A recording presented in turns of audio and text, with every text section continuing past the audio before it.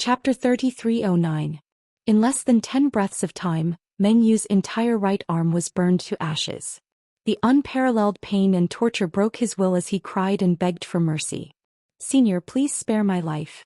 I was wrong. I'll confess everything. Senior, please give me another chance." Fortunately, Meng Yu's divine body was sealed and he could not move. Otherwise, he would have kowtowed and begged for mercy. With a wave of his hand, Ji Tianxing kept the purple hellish fire. Meng Yu was finally released from the pain. He panted violently as cold sweat poured down his body. After a while he recovered and calmed down a little. He told the truth. "Senior, I'm the Twin Dragon City Lord, Meng Yu. More than 1,000 years ago Lin Shue's father Lin Wufa and my father Meng Kuo were best friends. Our two families have been friends for generations." Under the threat of pain and death, Meng Yu confessed his identity, his relationship with Lin Shui, and the origin of the hatred. After he finished, Ji Tianxing frowned and asked, "Lin Wufa betrayed his master and ancestors? Lin Shui's mother Xianxia is the Rakshasa tribe's saint? What's going on? Tell me the truth." Meng Yu dared not hide anything. He told him everything. "There's a Dharma sect in the Cloud Yang region in the south. It's one of the top 10 sects in Cloud Yang region. Lin Wufa was a disciple of the Dharma sect. His master was an elder of the sect. I don't know what happened 2,000 years ago. He killed his master and escaped from the Dharma sect. Later he met the Rakshasa tribe's saint Xianxia, and somehow a deep bond was planted between them. So much so that Xianxia betrayed the Rakshasa tribe and followed him out of Cloud Yang region, hiding in Tianbei region." Meng Yu told Ji Tianxing everything he knew. Ji Tianxing repeatedly asked a few more times. Seeing that Meng Yu really didn't know any more inside information, he finally stopped. "These things are confidential. How would a small Twin Dragon City Lord like you know about them?" Meng Yu looked sad and angry as he explained, "Because Xianxia and Lin Wufa died one after another. Lin Shui also chased after Lin Shan and left the Celestial Beast Empire. However, the Dharma sect's people traced all the way to the Celestial Beast Empire and found my father, Meng Kuo. The 10,000 Laws sect was vicious and merciless. They tortured my father and forced him to reveal Lin Wufa's whereabouts. When they found out that Lin Wu Fa was dead, and that the Lin clan had been destroyed, the Dharma sect took their anger out on my father and beat him to the point of death. Not long after that, the Rakshasas found Double Dragon City. Compared to the 10,000 Dharma sect, Wuxia of the Rakshasa clan is even more brutal. He actually killed my father." At this point, Meng Yu gnashed his teeth, his eyes filled with hatred. Although he left Double Dragon City in time, he thought he did it discreetly. "But after I succeeded as the city lord, after many years of investigation, I finally found out the truth. However, at that time, Wuxia had already gained the emperor's trust and was conferred the title of imperial tutor. I'm weak and powerless. I don't have the qualifications to avenge my father." However, Wuxia still refused to give up and wanted to track down Shui Lin's whereabouts. Therefore he returned to Double Dragon City as the national advisor and recruited me to work for him to monitor the residents of the Lin family. I couldn't refuse and could only endure the humiliation and quietly accumulate power. Only then did Ji Tianxing know that the imperial tutor of the Celestial Beast Empire was called Wuxia. He was a key figure of the Rakshasa clan. He stared coldly at Meng Yu and asked in a low voice, "So, you ignored the friendship of the Lin clan and betrayed Shui Lin without hesitation? In order to get the reward from the national advisor, you deliberately captured Shui Lin and handed her over to the national advisor?"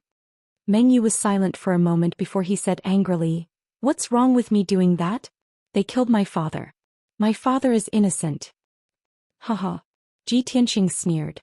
"The one who was hunted by the 10,000 Dharma sect and the Rakshasa clan was Lin Wu Fa. Shui Lin didn't know. She's innocent." Meng Yu was agitated. He shouted without hesitation, "But she's the daughter of Lin Wu Fa and Xianxia. She's not innocent." Ji Tianxing looked at him expressionlessly. His eyes were cold as he said indifferently, "If that's the case, then you can die." As his voice fell, he slowly raised his right hand and pressed it on Meng Yu's head. Meng Yu's face turned ashen.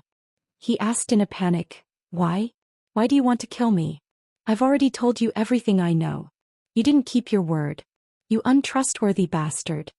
Ji Tianxing sneered. "Shui Lin is innocent, but you think she deserves to die. You planned to capture her and hand her over to the national advisor Luo Xia. You wanted to kill her. Don't you deserve to die? Meng Yu was stunned for a moment before he shouted, No. She won't die. Luo Xia is from the same clan as her. I only captured her to bring her back to the Rakshasa clan. Luo Xia won't kill her. Ji Tianqing frowned and asked, Are you sure? Of course. Meng Yu seemed to see the hope of survival. He quickly said, Xuelin is Sha Yanzi's daughter. She's very important to the Rakshasa clan. Luo Xia won't dare to kill her. Ji Tianqing thought for a moment and vaguely guessed the reason. Only then did he feel much more at ease. Therefore he revealed a mocking sneer at Meng Yu and said, Your mission is complete. It's time to rest. As he said that, his right palm exploded with terrifying divine power and fiercely slapped Meng Yu's head. Bam! With a muffled sound, Meng Yu's head was intact. However, the terrifying divine power seeped into his mind and shattered his godhead. Meng Yu's life was instantly cut off. His body stiffened on the spot. His eyes were wide open and he still maintained a shocked expression. He didn't expect Ji Tianqing to be so ruthless. No matter how much he begged for mercy and revealed all his secrets, he couldn't escape death. After killing Meng Yu, Ji Tianqing didn't show any emotion. His right hand rotated a few times above Meng Yu's head and took out his godhead shard. Then Ji Tianqing waved his hand and shot out a netherworld purple flame, burning Meng Yu's divine body to ashes. He began to refine Meng Yu's godhead shard and absorb Meng Yu's soul memories to ensure that Meng Yu didn't hide any important information. Before they knew it, half a month had passed. In this half a month, Chao Qingyu drove the king-level divine ship and caught up with Imperial Advisor Luo Xia's divine ship. They flew all the way south. Along the way, the Green Jade divine ship followed behind the Imperial Advisor, maintaining a distance of a few thousand miles. The Green Jade divine ship remained invisible and restrained its aura. It wasn't discovered by the Imperial Advisor. Ji Tianqing had already refined Meng Yu's godhead shard and taken Meng Yu's soul memories. Reality proved that Meng Yu didn't know many secrets. In order to survive, he spilled everything. He didn't keep any important secrets. Ji Tianqing understood the whole story and was sure that the Imperial Advisor wouldn't kill Xuelin. Thus he patiently followed along. He decided to follow the Imperial Advisor into the Rakshasa territory and save Xuelin after figuring out the situation. Chapter 33:10. On the morning of the 16th day, Imperial Advisor Luo Xia's divine ship entered the hinterland of Cloud Yang region and flew into a vast mountain range. The entire region spanned 1,000,000 miles, was filled with endless primeval forests and towering mountains. There were few people here, a paradise for all kinds of monsters and divine beasts. Danger lurked everywhere. Those who were not divine lords dared not enter this region, or they would be in danger of losing their lives. Seeing Luo Xia's divine ship gradually slowing down, Ji Tianqing guessed that they were about to arrive at the Rakshasa tribe's territory. As expected, 4 hours later, Luo Xia's divine ship flew into a canyon that was hundreds of thousands of feet deep and disappeared into the clouds.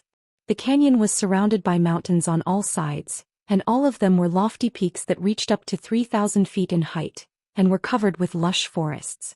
Chao Qingyu did not hesitate as he steered the divine ship into the canyon, flying forward through the clouds.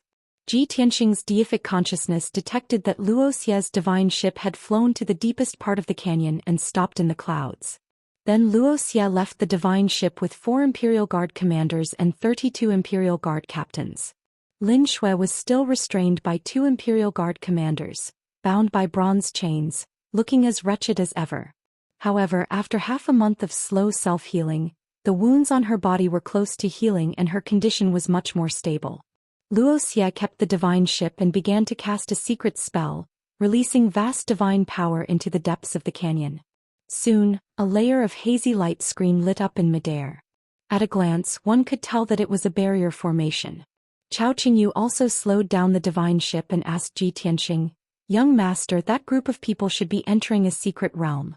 What should we do?" Ji Tianqing thought for a moment and said, "The divine ship is too big of a target and will be easily exposed. Let's keep the divine ship and follow them in to take a look." Chao Qingyu also agreed with this idea, and hurriedly put away the divine warship. He and Ji Tianqing passed through the clouds, remaining invisible and concealing their auras as they flew toward Luo Xia and the others. Fortunately, the marshals and captains of the imperial army were not strong enough to notice anything amiss. Wuxia was so focused on casting the spell to open the entrance of the barrier that he didn't notice Ji Tianxing and Chao Qingyu's approach. A quarter of an hour later, Wuxia finished casting, and a door appeared on the five-colored light curtain. Shua. He led Shui Lin, the commanders and the captains through the door and disappeared into the sky. Ji Tianxing and Chao Qingyu hurriedly followed. They were at the very back of the group and they silently passed through the door and entered the alternate dimension. After a while the door closed and the multicolored light curtain gradually disappeared. Everyone appeared in an alternate dimension one after another. This was a magnificent paradise with a radius of 50,000 miles. The land was extremely vast. The sun shone brightly in the azure sky, the green earth was lush with vegetation, and there were many colorful rocks scattered around. The jagged rocks were covered with colorful gems and crystals, and there were also many colorful corals. In the mountains and forests further away, there were towering ancient trees thousands of feet tall, as well as mushrooms and strange plants the size of houses. All kinds of herbs and fruit trees were full of colorful and fragrant divine fruits. There were also countless birds and beasts flying in flocks across the sky and the forest, roaming freely. Compared to the dilapidated Lin family cave abode, this paradise had more than 100 times more divine power and resources. Even Chao Qingyu's cave abode could not be compared to this. Obviously this was the territory of the Rakshasa cave. The Grand Tutor Wuxia led the imperial army and Lin Shui across the sky, flying toward the peak of the mountains. At the peak of the mountains thousands of miles away, many magnificent palaces and buildings could be vaguely seen, shining under the bright sun. Ji Tianxing and Chao Qingyu followed unhurriedly, hiding in the dark to monitor Wuxia's every move. When Lin Shui's life was not in danger, Ji Tianxing chose to wait and see, to find out the truth and the cause of the matter. But if Lin Shui's life was in danger, he would decisively rescue her. Soon Wuxia and the imperial army landed on the highest peak of the mountain. There was a piece of flat land with a radius of 100 miles on the mountain peak, where dozens of majestic but quaint divine palaces and tall buildings were built. The style of those palaces and buildings was very similar to the barbarians of the ancient times, filled with a strange and rough aura. As soon as Wuxia and the others landed on the square, many Rakshasa people surrounded them. The Rakshasa people's bodies and appearances were different from the ordinary Protoss. Their hair was mostly purple or dark red. Their facial features were more sunken and three-dimensional, and their pupils were purple or blue. Even their attire was mostly based on long skirts, leather boots and veils. They were full of exotic charm. The citizens of the Rakshasa race were very curious about these foreign races and were sizing them up without blinking. A few patrolling guards recognized Wuxia and hurriedly shouted and greeted him happily. "Third Elder, why are you back?" "Third Elder, we haven't seen each other for a few hundred years. Why did you bring foreign races back this time?" Wuxia's face was filled with excitement and anticipation. He pointed at Lin Shui and said proudly, "I've made a great contribution this time and I'll definitely save the fate of my race. Just wait to drink my celebratory wine. I won't waste any more time with you. Where's the clan leader? I have an important matter to discuss with the clan leader." The patrolling guards were all shocked by Wuxia's words. They looked expectant and puzzled, sizing up Lin Shui carefully. One of them reacted quickly and hurriedly led the way for Wuxia, leading him to a tall building in the depths of the palace. "The clan leader is not in the meeting hall. He's been busy with something in the sacred blood tower recently. Third Elder, let me take you there." Wuxia smiled proudly when he heard this. He muttered to himself, "I sent a message to the clan leader half a month ago to report the situation. It seems that the clan leader trusts me a lot." He opened the sacred blood tower in advance without confirming Lin Shui's identity. "I've made a great contribution this time, and the clan leader thinks even more highly of me. He'll definitely reward me handsomely." Wuxia led the many imperial guards across the square with anticipation and flew toward the dark brown tall building not far away. It was a 3-story building that was more than 1,000 feet tall. It looked like its original form of a pagoda. However, the walls around the building were engraved with tens of thousands of Rakshasa words and symbols, which looked strange and mysterious. Normally, the sacred blood tower was closed all year round. It would only be open for a period of time every 100 years when a new Rakshasa clansman wanted to awaken their bloodline. Now the clan leader had opened the sacred blood tower in advance. It was obviously prepared for Lin Shui. Bookhouse Reading Website. Chapter 33:11. Wuxia escorted Lin Shui to the sacred blood tower. Many disciples of the Rakshasa clan saw them flying across the sky in a majestic manner. Soon, tens of thousands of people in dozens of palaces and residences were discussing the matter. Ji Tianxing and Chao Qingyu followed them secretly, hiding near the sacred blood tower to investigate the situation in the tower. They took the opportunity to get a general idea of the Rakshasa cave situation. The Rakshasa cave, which was 50,000 miles wide, had abundant divine power and cultivation resources. It was a true paradise. The Rakshasa tribe had tens of thousands of people, most of whom were celestial gods and true gods. There were hundreds of lesser divine lords, all of whom were the Rakshasa cave's patrol guards. There were more than 30 middle divine lords, most of whom were deacons, instructors, and other positions. There were only 15 upper divine lords, most of whom were elders, priests, and guardians of the Rakshasa tribe. The strongest ones were also merely a few peak divine lords. There were no divine king powerhouses. However, this was to be expected. Under normal circumstances, there would not be more than 3 divine kings in any region. Once a tribe or force had a divine king expert, it would be one of the top forces in the entire region. However, with the Rakshasa tribe's current force, they could only be ranked in the top 10 in the Yunyang region, not even the top 5. At this moment, Wuxia and the others arrived at the sacred blood tower's door. 4 Imperial Guard marshals and 32 Imperial Guard captains waited outside the door. Wuxia personally escorted Lin Shui over the door and into the sacred blood tower. The first floor was a spacious hall, dimly lit and surrounded by many Rakshasa statues. There were already 3 Rakshasa powerhouses standing in the middle of the hall. The leader was a tall and muscular middle-aged woman, wearing a fiery red dress and a dark golden cape. She wore a 2-foot-tall crown on her head. The crown's design was strange and complicated, with gold and jade inlaid in the middle, 2 long and narrow devil horns extending from both sides, and 4 black wings extending from the back. Looking at her attire, one could tell that she was the Rakshasa tribe's leader. The 2 Rakshasa powerhouses standing behind her were tall and burly middle-aged men. Both of them were dressed in different attire. Ji Tianxing guessed that they should be the priests and guardians of the Rakshasa tribe.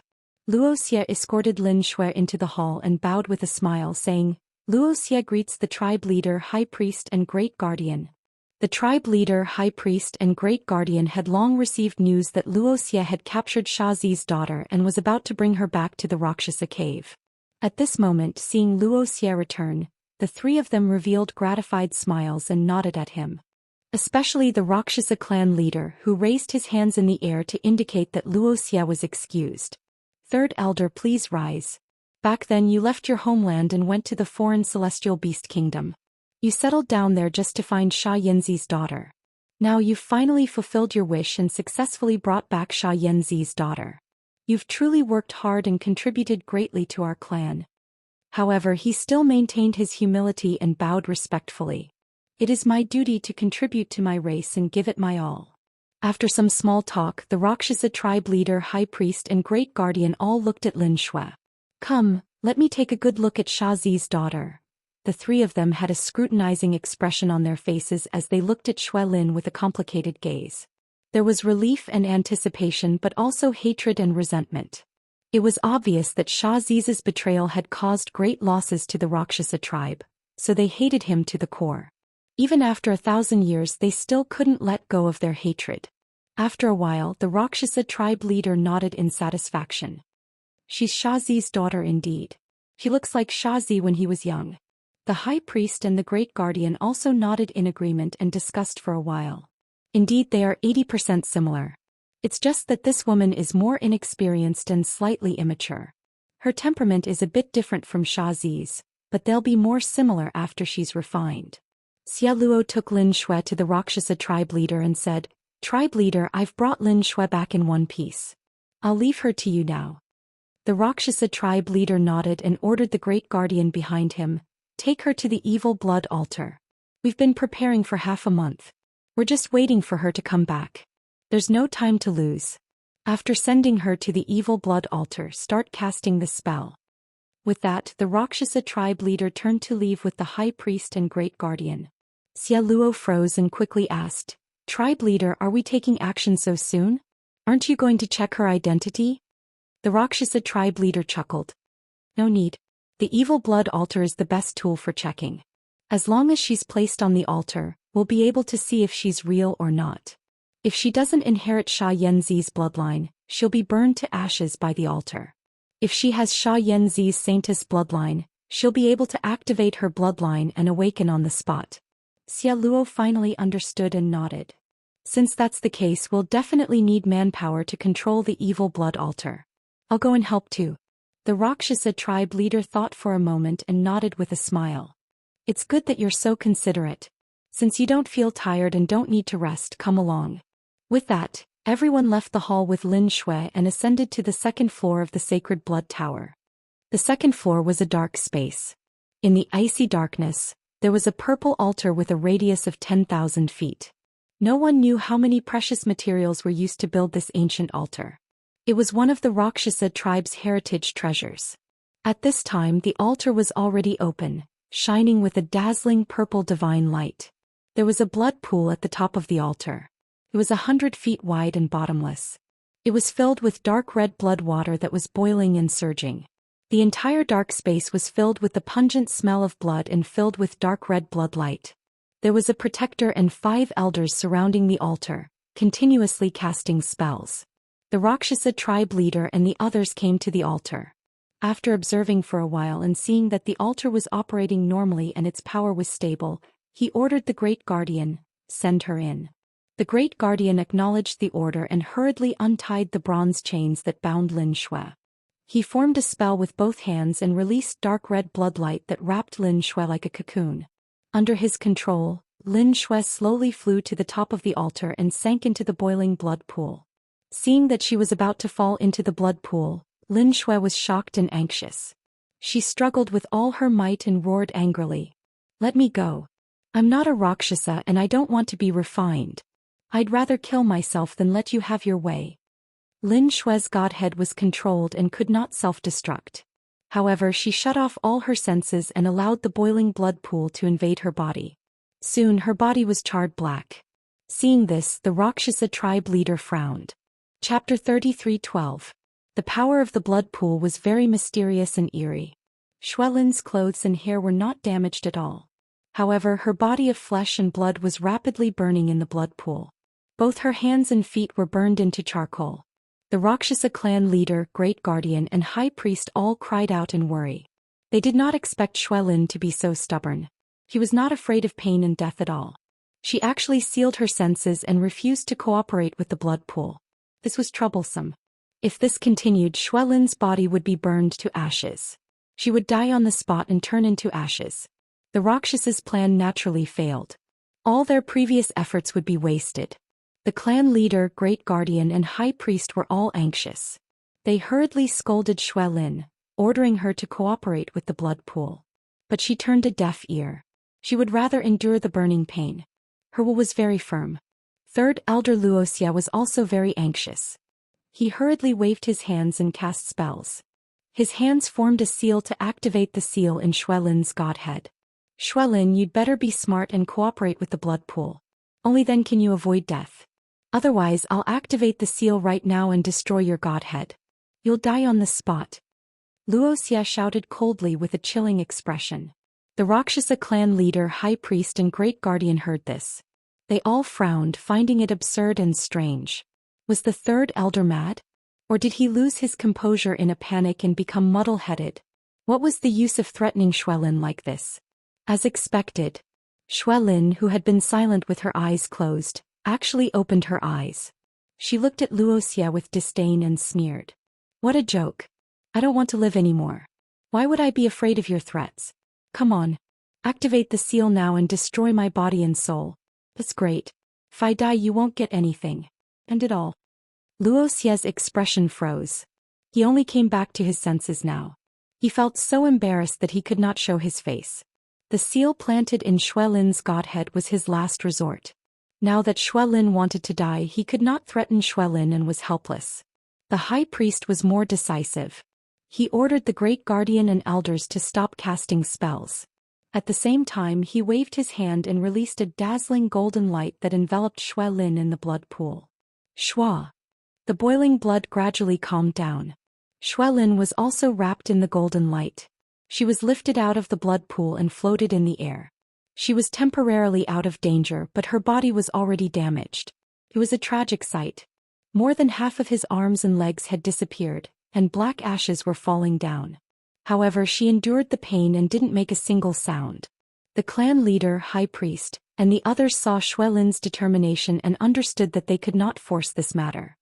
Therefore, the clan leader looked at Xue Lin sternly and asked, "Xue Lin, you should know that we have no ill intentions towards you and we don't want to hurt you. As long as you cooperate well, you will be able to activate your powerful bloodline through the refinement of the fiendish blood altar. At that time your strength will multiply and you will have a higher chance of breaking through to the Divine King realm. I will also confer you the title of Saintess of my clan, and you will enjoy a transcendent status and treatment." Before the clan leader could finish, Xue Lin said indifferently, "I've already said that I'm not from the Rakshasa clan and I don't want to be their saintess. I won't be used by you, so give up." Seeing her stubbornness, the clan leader, high priest, and the others all frowned, thinking of a countermeasure.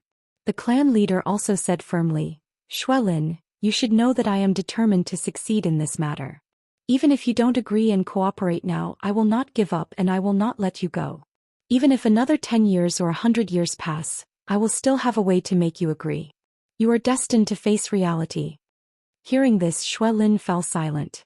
After hesitating for a moment, she said in a low voice, "If you want me to cooperate, that's fine, unless you tell me my mother's background and experience as well as all related information. Also, you must guarantee that every word you say is true without any falsehood or fabrication." Seeing that Xue Lin finally relented, the clan leader, high priest, and the others all breathed a sigh of relief. Although Xue Lin's request was a little too much, this was a turning point and a breakthrough, and they saw the hope of reconciliation. The clan leader said calmly, "I am the clan leader of the Rakshasa race with a high position and authority. Every word I say is true without any fabrication." "I don't believe you," Xue Lin said coldly, "unless you swear on the spot." The clan leader frowned fiercely, his expression terrible. The high priest, protector, and the others were also furious, glaring at Xue Lin sharply. Third elder Wuxia was even more furious, shouting at Xue Lin, "Don't push your luck, Lin Xue. How noble is the clan leader? How can you?" However, before Wuxia could finish, the Rakshasa clan leader said solemnly, "I have a clear conscience and am upright. Why should I be afraid of swearing in public? Listen carefully, Xue Lin. What I am about to say to you, I swear on my Godhead and life that there is no falsehood or fabrication. If there are any lies or fabrications, may I bear the wrath of the heavens and be reduced to ashes." Since the Rakshasa clan leader had already sworn, the others could not say anything else. Xue Lin's anger subsided as she listened quietly. Silence was restored around the altar. The Rakshasa clan leader said in a serious tone, "More than 3,000 years ago there were 4 powerful tribes in the Yunyang region. All of them had noble bloodlines that had been passed down since the ancient times. Their people were talented and filled with talents. Our Rakshasa clan is one of the 4 primordial clans and we are one of the strongest clans. It was then that Xianxia was born. She was different from the rest of the tribe. She caused a phenomenon when she was born. When she was very young, she displayed extraordinary talent and comprehension, far more outstanding than the rest of the tribe. When she became an adult, she entered the sacred blood tower to be refined by the demonic blood altar and successfully activated her bloodline. It was then that we realized that her bloodline was the purest, even showing signs of atavism. With such a pure and flawless Rakshasa bloodline, as long as she was nurtured and taught, there was a 90% chance of her breaking through to the Divine King realm. Therefore, after a discussion with the elders and priests of the tribe, we unanimously decided to confer Xianxia the title of Saintess. You must know that our tribe doesn't have a saintess every generation. It usually takes thousands of years for a girl with exceptional talent to appear and be qualified to be a saintess." When she heard this, Xue Lin frowned and asked doubtfully, "What if the person with exceptional talent and pure bloodline is a man?" The Rakshasa clan leader, high priest and great guardian were stunned for a moment before they smiled playfully. You're overthinking this. The bloodline of the Rakshasa clan is rather unique. The bloodline inherited by the men is incomplete. Only the women can inherit the purest bloodline. Therefore, the men of our tribe have the surname Luo while the women have the right to have the surname Xia. Translator. Timothy_editor. Globeglotter. Chapter 33:13. The Rakshasa clan leader's words sounded preposterous to outsiders. The high priest was afraid that Lin Shui would not believe him, so he quickly explained. The Rakshasa tribe is different from the other tribes. Our tribe values women and there are differences in the surnames of men and women. After all, only women can inherit the purest bloodline, the most quintessential skills and cultivate the true form of the Rakshasa. In the tens of thousands of years since the beginning of time, there have been 12 divine kings in our tribe, but all of them were women. Moreover, these divine kings were just like Xianxia. They had displayed extraordinary talents at a young age. Before they broke through to the divine king level, they were all conferred as the tribe's saintess. After listening to the high priest's explanation, Lin Shui had a deeper understanding of this. The Rakshasa leader continued. After Xianxia was conferred as the saintess, she received our careful guidance. We poured a lot of effort and cultivation resources into her. It is no exaggeration to say that she is the hope of our tribe's rise, and also carries our tribe's honor and pride. After 1,000 years, Xianxia grew at a shocking speed and became our tribe's youngest upper-level divine lord. However, after she reached the 7th level of the divine lord realm, the improvement of her ability slowed down significantly. Even her comprehension and aptitude seemed to have decreased. We were very anxious about this and tried all kinds of methods, but it was to no avail. At this time, the Crimson Moon tribe took the initiative to express goodwill to our tribe, sending a diplomatic group to propose marriage. Among the 4 ancient tribes in the Yunyang region, the Crimson Moon tribe was the strongest and had the strongest foundation. The Crimson Moon tribe's young lord was also a genius that was hard to come by in 1,000 years. Not only was she extraordinary, but her talent was also outstanding. In addition, the Crimson Moon tribe's young lord, Xianxia, had a good impression of her. After many discussions, we decided to agree to the marriage between the 2 tribes. After all, the marriage between Xianxia and the Crimson Moon tribe's young lord would complement each other's bloodline, and both of them would have a higher chance of breaking through to the divine king level. Furthermore, the Crimson Moon tribe and our tribe have formed an alliance, and will help our tribe to reach a higher level. When she heard this, Lin Shui interrupted and asked, "When you made this decision, did you ask for Xianxia's opinion? With her consent?" The Rakshasa clan leader was stunned. His expression was unnatural. He nodded and said, "I admit that we made this decision out of selfishness. We didn't ask for Xianxia's opinion. However, we are doing this for the sake of the Rakshasa tribe and her. It will only benefit her." Ha ha ha.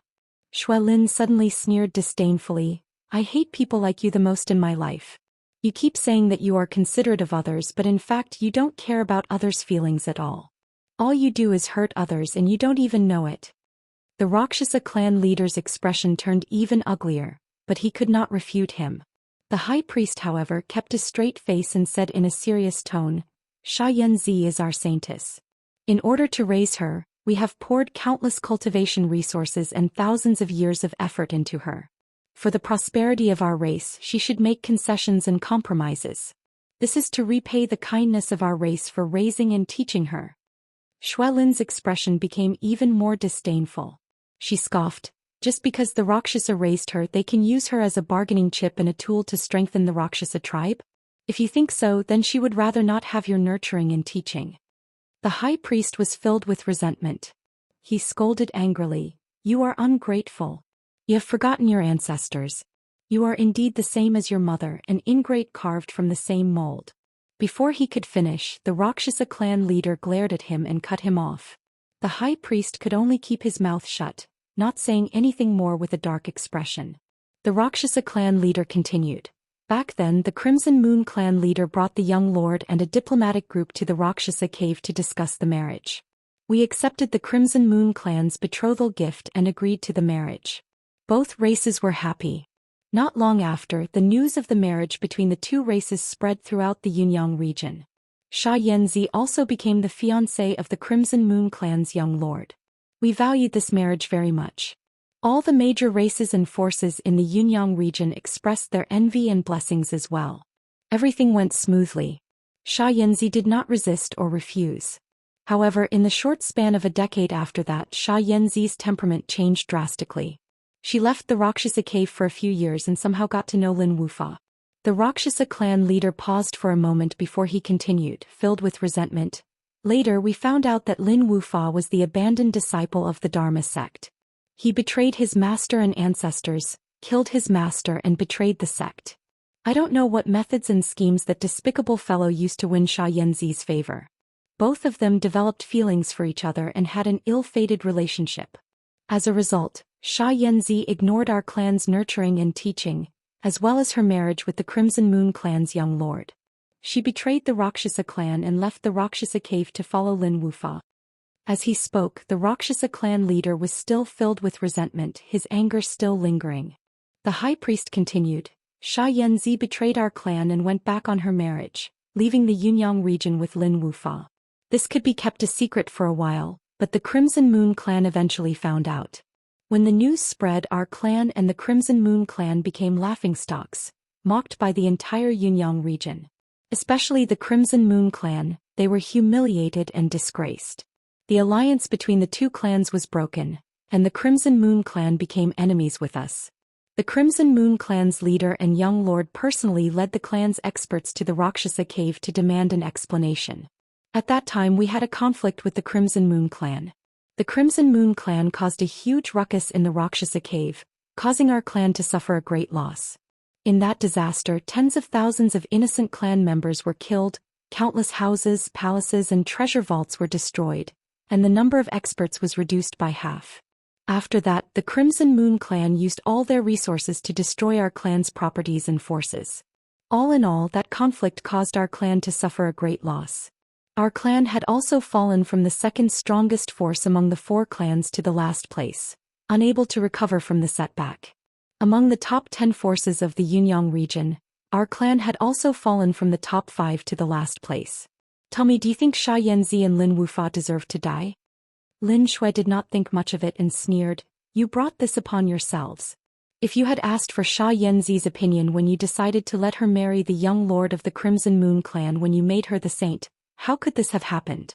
You ignored Xianxia's thoughts and feelings and treated her as a tool for profit, then don't blame her for leaving. Of course, the high priest did not agree with this statement and was about to retort. However, the Rakshasa clan's leader gave him a look, so he could only suppress his anger and keep quiet. Lin Shui looked at the two of them and asked with a cold smile, Back then you forced my mother like this and caused her misfortune. Now you want to use the same method to force me to help the Rakshasa clan? Chapter 33:14. Faced with Lin Shui's questioning, the Rakshasa leader, the high priest and the great guardian were not happy. But the Rakshasa leader suppressed his anger and explained patiently. After all, she was the one asking for help. Lin Shui was not even afraid of death, so she would not be threatened. She could only try to persuade Lin Shui patiently. Lin Shui, we were indeed careless about Xianxia. But more importantly, it was because of her and Lin Wufa. Although we did not ask for her opinion, she should understand our difficulties. How could she betray our tribe? Furthermore, that Lin Wufa was a traitor who had betrayed his master and destroyed his ancestors. He used flowery words to deceive the innocent Xianxia and instigated him to betray our tribe. This led to a series of tragedies. If we are talking about sins, Lin Wufa's sins are the most serious. Lin Shui still did not believe him. She sneered, This is just your side of the story. Who knows the truth? At least I believe that my father is not a traitor. There must be a misunderstanding. The Rakshasa leader frowned and waved his hand. I don't want to talk about your father and the Dharma sect. This is something everyone knows. There is nothing to argue about. Let's talk about your mother. She made a huge mistake and caused our tribe to suffer a great loss. She is a sinner of our tribe. But she is dead. She can't make up for our loss. But you are still alive and have the blood of the Rakshasa tribe. As the saying goes, the son pays for the father's debt. As Xianxia's daughter, you should pay for her sins and make up for our clan's heavy losses. This is the right thing to do. You shouldn't reject it. Also, if you become the saintess of our tribe, It will only bring you benefits. The Rakshasa leader tried his best to persuade her, but Lin Shui could not take it anymore. She sneered. You think that my mother made a huge mistake and caused the Rakshasa tribe to suffer a great loss, so you want me to replace my mother and make up for the loss? Now that things have come to this, you are still not repentant and do not realize your own mistakes? If it weren't for your selfishness and disregard for the feelings and opinions of others, how could this have happened? My mother is a living person. She has her own thoughts and feelings. She's not a tool for you to profit from, and neither am I. Pausing for a moment, she put on a disdainful look and said mockingly, You are forcing me to be the holy maiden because you want me to marry the Red Moon young master to mend your relationship with the Red Moon clan? Ah! I've never seen such despicable people like you. The Scarlet Moon clan has caused you to become like this.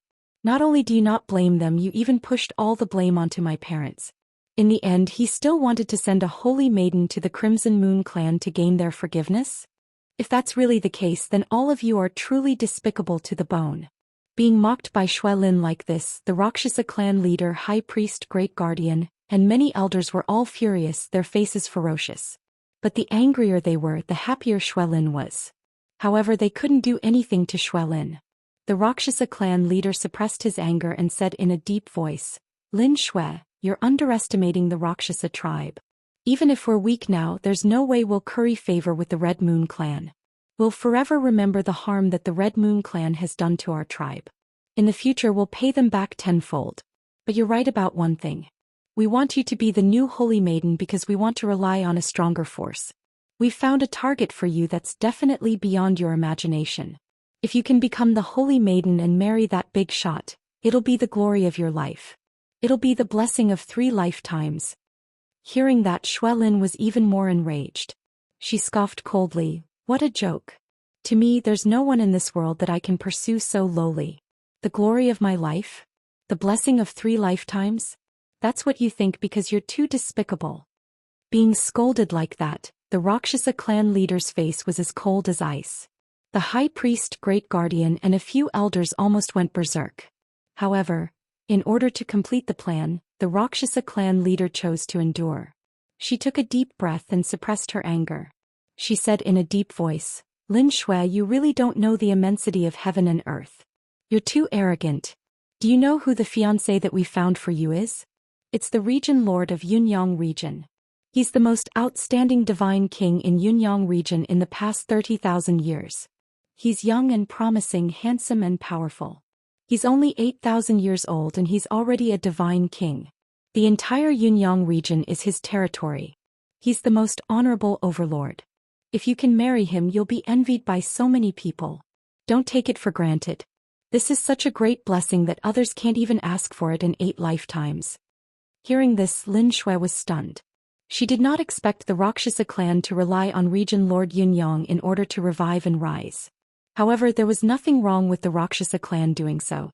In the entire Yunyang region, the Region Lord's position and ability were the highest, and his force was the strongest. If the Rakshasa clan could really rely on Region Lord Yunyang, they would be able to receive his support and their force would rise and grow rapidly. They would no longer be afraid of the Crimson Lunar clan. When the Rakshasa clan's force was strong enough, they could even take revenge on the Crimson Lunar clan. However, all of this had nothing to do with Lin Shui. No matter how young, handsome, or powerful Region Lord Yunyang was, it had nothing to do with her. Most importantly, in her heart, there was only one person who was the strongest, the most talented, and the most handsome man. And that person was someone that no young genius could compare to. Even Region Lord Yunyang was no exception. Thinking of this, the person's silhouette appeared in Lin Shui's mind again. White robe, black hair, handsome and powerful, wielding a sword to rule the world, carefree and at ease. His silhouette seemed to have walked out from the darkness, bringing with it endless light and warmth. He was sacred and mysterious. Lin Shui was immersed in her memories, a little absent-minded. After a long time, the Rakshasa clan leader and the high priest thought that she had acquiesced to the matter when they saw her remaining silent for a long time. The Rakshasa clan leader said with a smile, "How is it? Are you moved? You should understand now that we're doing this for your own good. You have to cooperate with us obediently and accept the demonic blood altar's refinement to activate the Rakshasa bloodline. As long as your talent is as outstanding as your mother's, We'll make you our tribe's holy maiden. Then I'll contact Regent Lord Yunyang and discuss the marriage with him. As long as the marriage agreement is fulfilled, you'll become the happiest and most envied woman in the region of Yunyang. How's that? Aren't you excited just thinking about it? Lin Shue's thoughts were interrupted as she ended her memories. She looked at the Rakshasa clan leader coldly and sneered, "If you're so excited, why don't you marry Regent Lord Yunyang yourself?" I'll say it again. You want me to be the holy maiden? Impossible. I'd rather die than let your wish come true. Chapter 33:15. In the eyes of the Rakshasa leader, high priest and the rest, Yunsun was the most outstanding person in the world. Region leader Yunyang was already the most outstanding man in the entire Yunyang region. He was also the perfect marriage partner with the highest status and the most powerful force they could think of. Even so, Lin Shui still refused resolutely. This was completely out of everyone's expectations and made them feel troubled. The patriarch, the great priest, the great guardian, and the others exchanged glances with one another. They felt helpless and began to discuss among themselves. What do we do now? That B*TsH is stubborn. She's determined to die. She's just as heartless and ungrateful as her mother. We've thought so much for her, we've planned so well. It's meaningless to say this now. Since the soft approach doesn't work on her, we can only use force. Yes. I agree with the leader's decision. We must use force on her. So what if she doesn't agree? Throw her into the altar and forcefully refine her. If she wants to die, then let her die. We can't spoil her. If she wants to die, we'll fulfill her wish. After a while, the leader, high priest, and the rest made up their minds. The leader stared at Lin Shui coldly and said in an icy tone, "Lin Shui, you've disappointed us by being so stubborn. Whether you're willing or not, whether you admit it or not, you're still a disciple of the Rakshasa tribe. You must obey the tribe's orders. We're doing this for your own good. If you really want to die, we won't stop you." This was the leader's ultimatum. After she finished speaking, the High Guardian and a few elders worked together to activate the altar, causing the blood pool to boil again. The high priest sent out a beam of divine light that enveloped Lin Shui as she slowly fell into the bubbling blood pool. Lin Shui's divine power and soul were still sealed, so she could not resist or avoid it. She could only sink into the blood pool bit by bit. However, she was determined. She sealed her senses and senses again, refusing to be refined by the blood pool and allowing her body to be burned into ashes. Her limbs were the first to be burned, turning as black as charcoal. The leader, high priest, and the rest stared coldly at Lin Shui, watching her sink into the blood pool bit by bit, her body turning into charcoal. They were also very hesitant in their hearts. They also hoped that Shui Lin would repent and accept the blood pool's sacrificial refining. Even though they knew that this hope was very slim, they still did not give up. Of course, if Lin Shui insisted on seeking death, they would not stop or persuade her. In short, Shui Lin's life and death were in her own hands. This time they had truly hardened their hearts. Soon Shui Lin stopped struggling. She fell silent and closed her eyes. She had already accepted her fate. Just as death was about to arrive, many memories flooded her mind, and a lot of messy thoughts popped up. Being able to figure out the background and experiences of my parents before I die can be considered as a form of comfort. It's a pity that I'm in jail now and can't avenge my parents. I'm going to die in the hands of the Rakshasa clan. Tianxing, oh Tianxing, I used to think that you were despicable and narcissistic. Wasn't he just handsome and talented? What's so great about that? Can't you be a little more humble? She always felt that if other girls took a few more glances at her, they would want to marry her. However, even if you have so many flaws, you're still annoying sometimes. But now that I think about it, you still have many redeeming qualities. You have many good points. I admit that you already live in my heart. Other than you, no other young talents can enter my eyes. Even if I can't express my feelings, I can only follow you and be your friend and partner. I'm also willing to stay by your side forever. You're so proud and narcissistic. You definitely won't understand my feelings. If I can live, I definitely won't deny and cover up anymore. Unfortunately, a miracle won't happen. I'm about to turn into ashes and leave this world. If I can see you one last time before I die, I won't have any regrets. All sorts of complicated thoughts flashed through Shui Lin's mind. In the end, the images in her mind stopped. It was a tall and handsome figure in a dark void. His entire body emitted a sacred golden light as he slowly walked out from the depths of the darkness. Dressed in a white robe and wielding a sword, he was free and unrestrained. His entire body emitted a noble and confident aura. On his handsome and resolute face, there was always a gentle smile. It made people feel as if they were bathed in the spring breeze. All their worries had been eliminated. Xuelin stared at the figure in a daze. Seeing him walk closer and closer, her heart was very calm and peaceful. Her entire mind was immersed in the fantasy. She forgot the pain of her body being burned and also forgot about the impending death. She decided to immerse herself in these beautiful memories and calmly accept the arrival of death.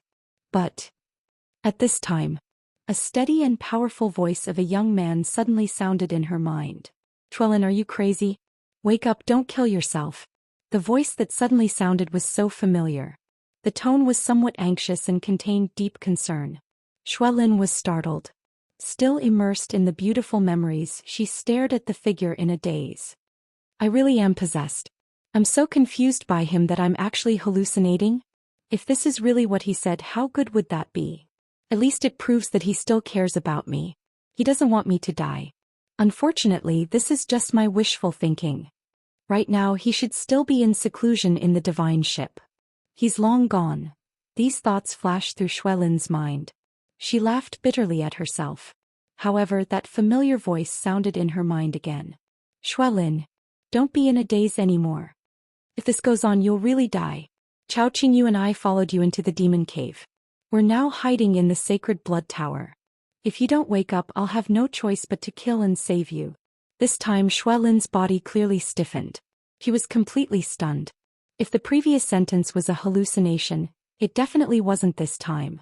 Even though she was extremely shocked and couldn't believe it was real. However, reason told her that it was Ji Tianxing's voice transmission. "Tianxing? Tianxing? Is it really you?" Xuelin finally woke up. Opening her eyes, she turned her head and looked at the darkness around the altar. She didn't make a sound. She only shouted in her heart. After all, she didn't want the demon tribe leader and the others to see through her. Miraculously, Ji Tianxing actually heard her thoughts. Of course, it was also possible that he guessed her thoughts from her expression and reaction.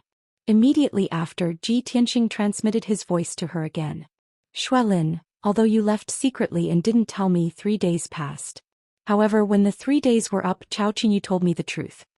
We investigated and followed you all the way here. Don't worry. With us here, nothing will happen to you. What you need to do now is accept the blood pool's sacrificial ceremony calmly." Chapter 33:16. Hearing Ji Tianxing's voice again, Lin Shui's anxious heart immediately calmed down. Ji Tianxing had this kind of magic power. No matter how dangerous the situation was, as long as he was there, he could make people feel at ease and at ease. Lin Shui came back to her senses and became clear-headed. Ji Tianxing's words made her feel warm and at ease, and she saw the hope of survival. She didn't want to die anymore. She just wanted to live and leave the sacred blood tower as soon as possible to return to Ji Tianxing. However, she still had to listen to Ji Tianxing's words. She quickly opened her 5 senses and 6 senses, no longer letting the blood pool burn her body. She began to accept the blood pool's sacrificial refining, guiding the power of the blood pool to repair her damaged body, bones, and blood vessels. However, she still had some doubts and thought to herself, "Why should I accept the blood pool's sacrificial refining? Wouldn't that be fulfilling the Rakshasa's wish?" Ji Tianxing's voice sounded again and he explained to her, "Don't worry. With me around, the Rakshasa won't get what they want. With your current talent, your potential is about to be exhausted. You can only reach the peak of the divine monarch realm at most in this life, and you can't go any further. There's no hope of breaking through to the divine king realm. Therefore, only by accepting the blood pool's sacrificial refining and activating the Rakshasa bloodline can you have hope of breaking through to the divine king realm. Only when you break through to the divine king realm can you do whatever you want and not be afraid of anyone. By then, not only can you find out the truth of what happened back then and clear your father's name, but you can also avenge your parents. Don't you want to avenge them? After they died, their tombs were destroyed and their remains turned into ashes. Don't you want to avenge such a deep blood feud?" These words immediately aroused Lin Shui's anger and killing intent, and her heart was filled with hatred. She suddenly regretted and nodded, thinking to herself, "Yes. If I want to die, I'll be too weak and useless. I'll only make my loved ones suffer and my enemies happy. I have to become stronger so that I can uncover the truth and avenge my parents. But, Tianxing, how do you know all this? Tianxing explained indifferently. I captured Meng Yu, your childhood sweetheart, and forced him to confess everything. Furthermore, I killed him with my own hands to avenge you. Xuelin was stunned for a moment. Her heart was filled with warmth. He was very touched. Tianxing, thank you. Meng Yu betrayed his friends for glory, despicable and shameless. I will definitely not let him off. I didn't expect you to help me take revenge. Thank you so much. Tianxing said in a mocking tone. You didn't talk to me like this in the past. Why are you so gentle and polite now? Could it be that, when you decided to accept death, your heart was still thinking of me? Don't be narcissistic, damn it. Xuelin's cheeks suddenly turned red and she secretly spat. I hate you so much, how could I miss you? Tianxing breathed a sigh of relief, as if a heavy burden had been lifted from his shoulders. I'm relieved that you can think like that. You. Xuelin was even more furious. She cursed in her heart. Damn you, can't you be more humble? What do you mean? Are you afraid that I'll like you and cling to you? Tianxing answered honestly. Xuelin was even more embarrassed and angry. She was so angry that she wanted to stomp her feet. Don't be so smug. You're full of flaws, arrogant, narcissistic and arrogant. How could I like you? Tianxing quickly persuaded. If you don't like me, then why are you so agitated? Calm down, the Rakshasa people have already noticed something strange. Xuelin quickly suppressed her anger and calmed down. She looked around and saw the Rakshasa tribe leader, high priest and the rest. They were all looking at her with their eyes wide open in surprise, their faces full of confusion. Everyone was observing her and whispering to each other. Didn't that bitch want to die? Why did she change her mind all of a sudden? Haha. Don't be fooled by her pretense of being chaste and having a strong will. Actually, people are all afraid of death. How could they accept death so calmly? That's right. No matter how strong her will is, in the face of death, she'll choose to compromise. Being afraid of death is one of the reasons, but the most important reason is that she's thought it through. After all, we've planned such a beautiful future for her. How could she not be moved? That's great. Our plan can be carried out smoothly. Tisk. If we knew that she was so afraid of death, we wouldn't have wasted so much time talking to her. We could have just used force. The tribe leader, high priest and great guardian were all sneering, their words full of disdain and pride. Of course, their hearts that were hanging in the air were now at ease. Everyone chose to ignore Xuelin's strange reaction of looking around blankly and changing expression. After all, everyone knew that Xuelin's change from seeking death to dragging out an ignoble existence must have been a huge psychological change and emotional fluctuation. Unknowingly, an hour had passed. Xuelin accepted the blood pool's refinement calmly and cooperated fully with the operation of the malevolent blood altar. Indeed, there were very obvious effects. Her charred limbs were gradually restored to their original state. Then the power of the blood pool seeped into her body and spread to her limbs, bones, blood vessels and bone marrow, transforming her body rapidly. Her divine blood was also being refined and strengthened. It began to flow faster as a mysterious power surged within it. The Rakshasa tribe leader, high priest and the others were completely relieved when they saw that. They could already tell that there was indeed tremendous potential hidden in Xuelin's bloodline. Clearly, Xuelin had inherited the bloodline of her mother, Xianxia, as well as the legacy of the Rakshasa race. That was absolutely great news for the Rakshasa race. Although Xuelin started to cooperate with the blood pool's refinement, he still had to put on a show. At the very least, the Rakshasa tribe leader and the others had to brainwash her and change her mind and will to make her loyal to the Rakshasa race. The Rakshasa tribe leader looked down at Xuelin in the blood pool with a gentle smile and said in a comforting tone, Xuelin, I'm very gratified that you've realized your mistake and turned back. I really don't wish to see the sins your mother committed back then repeat themselves on you. Of course, we'll learn from our mistakes and won't treat you like how we treated your mother back then. As long as you successfully activate your bloodline and be our race's saint, we'll nurture you with all our might. By then, not only will your status skyrocket when you marry region leader Yunyang, the Rakshasa race will rise again as well. This way, it's not only atoning for your mother's sins, it's also your contribution to our race. The Rakshasa tribe leader tried his best to persuade Shui Lin, instilling the concept of atoning, contributing, and changing her fate. His goal was to make Shui Lin loyal to the Rakshasa race and follow their arrangements willingly. Chapter 33:17. After the Rakshasa leader was done speaking, the high priest smiled kindly and persuaded Lin Shui. Lin Shui, the demonic blood altar needs to operate for a month to continuously refine you. Only then can it fully activate your bloodline and strengthen your divine body. When your Rakshasa bloodline is fully awakened, your appearance and physique will change. You will be as beautiful as your mother when she was young. In addition, your innate talent will increase several times and your ability will have a qualitative leap. Most importantly, you will have the qualification and hope to break through to the Divine King level. However, these are only the foundation. The key deciding factor is still our nurturing. When you're crowned as a saint, not only will we invest a large amount of cultivation resources, we'll also teach you hundreds of skills, nurturing you with all we have. During this period, we'll contact region leader Yun Yang and help you set up a marriage contract. When you're outstanding and strong enough, you and region leader Yun Yang will be married. By then you'll be the dazzling and motherly region leader's wife. You'll be the most honorable woman in the entire region of Yun Yang. One had to admit that the Rakshasa leader and the high priest's words were very persuasive. If it were any other girl, she would have been motivated to the point of boiling with excitement, filled with longing and fantasizing. However, Lin Shui's emotions were calm. Her expression and gaze were indifferent, without much emotion. Even the words of the leader and the high priest were laughable in her ears. She had long made up her mind to leave the Rakshasa cave with Ji Tianxing once the month of refining was over. She did not have a good impression of the Rakshasa tribe. If they were stopped, she would not show mercy and Ji Tianxing would go on a killing spree. Next, the great guardian and a few elders took turns to guide and educate Lin Shui. Of course, they also taught Lin Shui the method of refining with the blood pool. The leader even undid Lin Shui's seal personally, releasing her soul and divine power. She had completely regained her freedom now without any restraint. However, she had no intention of running away.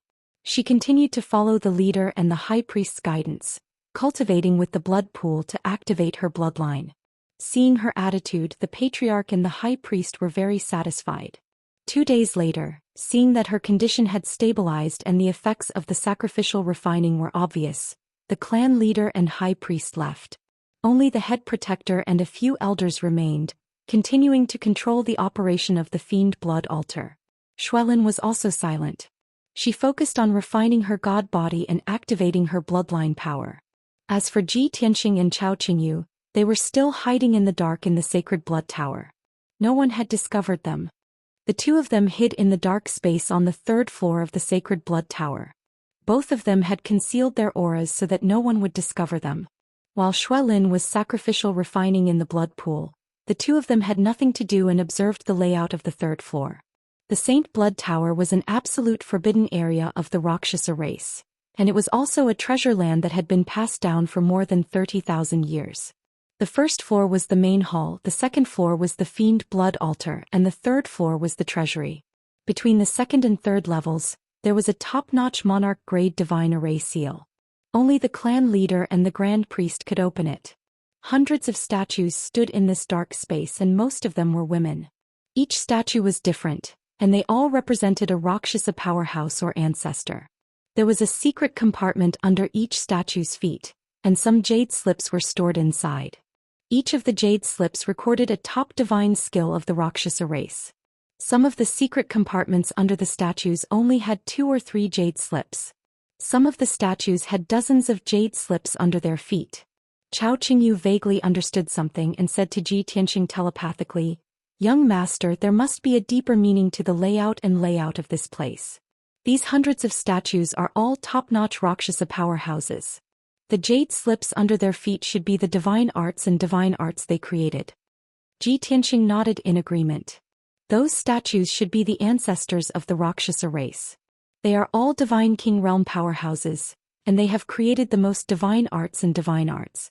Those statues with fewer jade slips are mostly men. Not only are they weaker but they are also more recent. Chao Qingyu thought for a while and suggested, "Young master, Ms. Lin needs to refine in the blood pool for a month. After her Rakshasa bloodline is activated, She needs to cultivate the divine arts of the Rakshasa race to reach the divine king realm faster. But we don't have that much time. Let her stay in the Rakshasa cave and learn from the powerhouses of the Rakshasa race. What do you think? Can we? Ji Tianxing understood what he meant and said with a smile, take it all. Whether Lin Shui needs it or not, take it all. Don't leave a single piece for the Rakshasa race. Alright. Chao Qingyu also revealed a teasing smirk and hurriedly nodded in agreement. Then he took the jade slips himself. He opened the secret compartments under the feet of each statue. He didn't look at how many jade slips there were, or what divine arts they recorded, and put them all into his interspatial ring. In just an hour he had plundered every single jade slip at the feet of over 100 statues. He counted with his divine sense. There were more than 2,100 jade slips. In other words, there were more than 2,100 types of divine arts and divine arts. Chao Qingyu handed the interspatial ring to Ji Tianxing and said with a smile, "Young master, these 2,100 jade slips should cover all the Rakshasa race's divine arts. Even if Ms. Lin is talented, it will take her thousands of years to cultivate them all." Ji Tianxing nodded and said with a smile, "When the time comes, give them to Lin Shui and let her choose from them. She doesn't have to cultivate them all. I'm just thinking, when the Rakshasa race leader and high priest come here and find that the jade slips are gone, what will their expressions and reactions be?" He. Chao Qingyu grinned and said, "They will be so angry that they will vomit blood. They will even have thoughts of dying." Ji Tianxing cast a sidelong glance at him and said teasingly, "Qingyu, I noticed that you seem to be enjoying it. I really didn't expect that an honest person like you with thick eyebrows and big eyes would actually become evil too." Chao Qingyu was stunned for a moment. Scratching his head rather awkwardly, he said, "It's all young master's teachings. I'm just following suit." Ji Tianxing was immediately speechless and rolled his eyes at him. "Forget it, you continue to keep watch. There are still more than 20 days.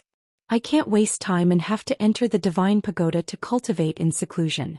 If there are any abnormal situations, you can contact me with voice transmission at any time." Finished talking, Ji Tianxing took out the 9 Heavens 10 Absolute Pagoda and tunneled into the distorted spacetime, going into seclusion to cultivate. He was currently peak 9th level Divine Lord and was not far from Divine King realm. He had to make the best use of his time and cultivate diligently before he could break through to Divine King realm as soon as possible. Chao Qingyu hurriedly put away the 9 Heavens 10 Absolute Pagoda and hid it on his body. Then he concealed his whereabouts and aura, hiding in a dark corner and continuing to monitor the situation of the evil blood altar. Chapter 33:18. In the warped space. Under the Bloodfire Sacred Tree, Ji Tianxing sat cross-legged on the ground and was currently circulating his skill to cultivate. His strength realm still remained at peak Divine Lord realm. He was only a step away from Divine King realm. However, that single step was like a heavenly moat. If there was no opportunity or epiphany, it was very hard to break through. In addition, Ji Tianxing had already cultivated all kinds of cultivation methods and divine abilities to perfection. Only the heaven-punishing divine art that he created was still in its infancy, at the stage of continuous exploration and demonstration. Of course, this divine art was also the highest grade among the cultivation methods that he grasped. It was the divine art that covered the most heaven and earth great Tao. Hence, after Ji Tianxing cultivated the other cultivation methods once, he focused on cultivating the heaven-punishing divine art. Currently, the heaven-punishing divine art was only cultivated to the 2nd level. Moreover, it was only cultivated to the middle and late stages. It had yet to reach the realm of perfection. Ji Tianxing guessed that after he cultivated the 2nd level of the heaven-punishing divine art to perfection, he should be able to break through to the Divine King realm.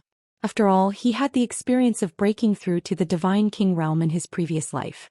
Moreover, he cultivated to peak Divine King. Now that he was starting all over again, it was naturally 10 times easier than other Divine Kings. Swoosh, swoosh. As Ji Tianxing revolved the heaven-punishing divine art over and over again, his body was shrouded in sacred golden light. It flickered continuously from bright to dark as if it was breathing. Every time the divine art revolved, his strength would also increase a little along with it. In the warped space, time passed by very quickly.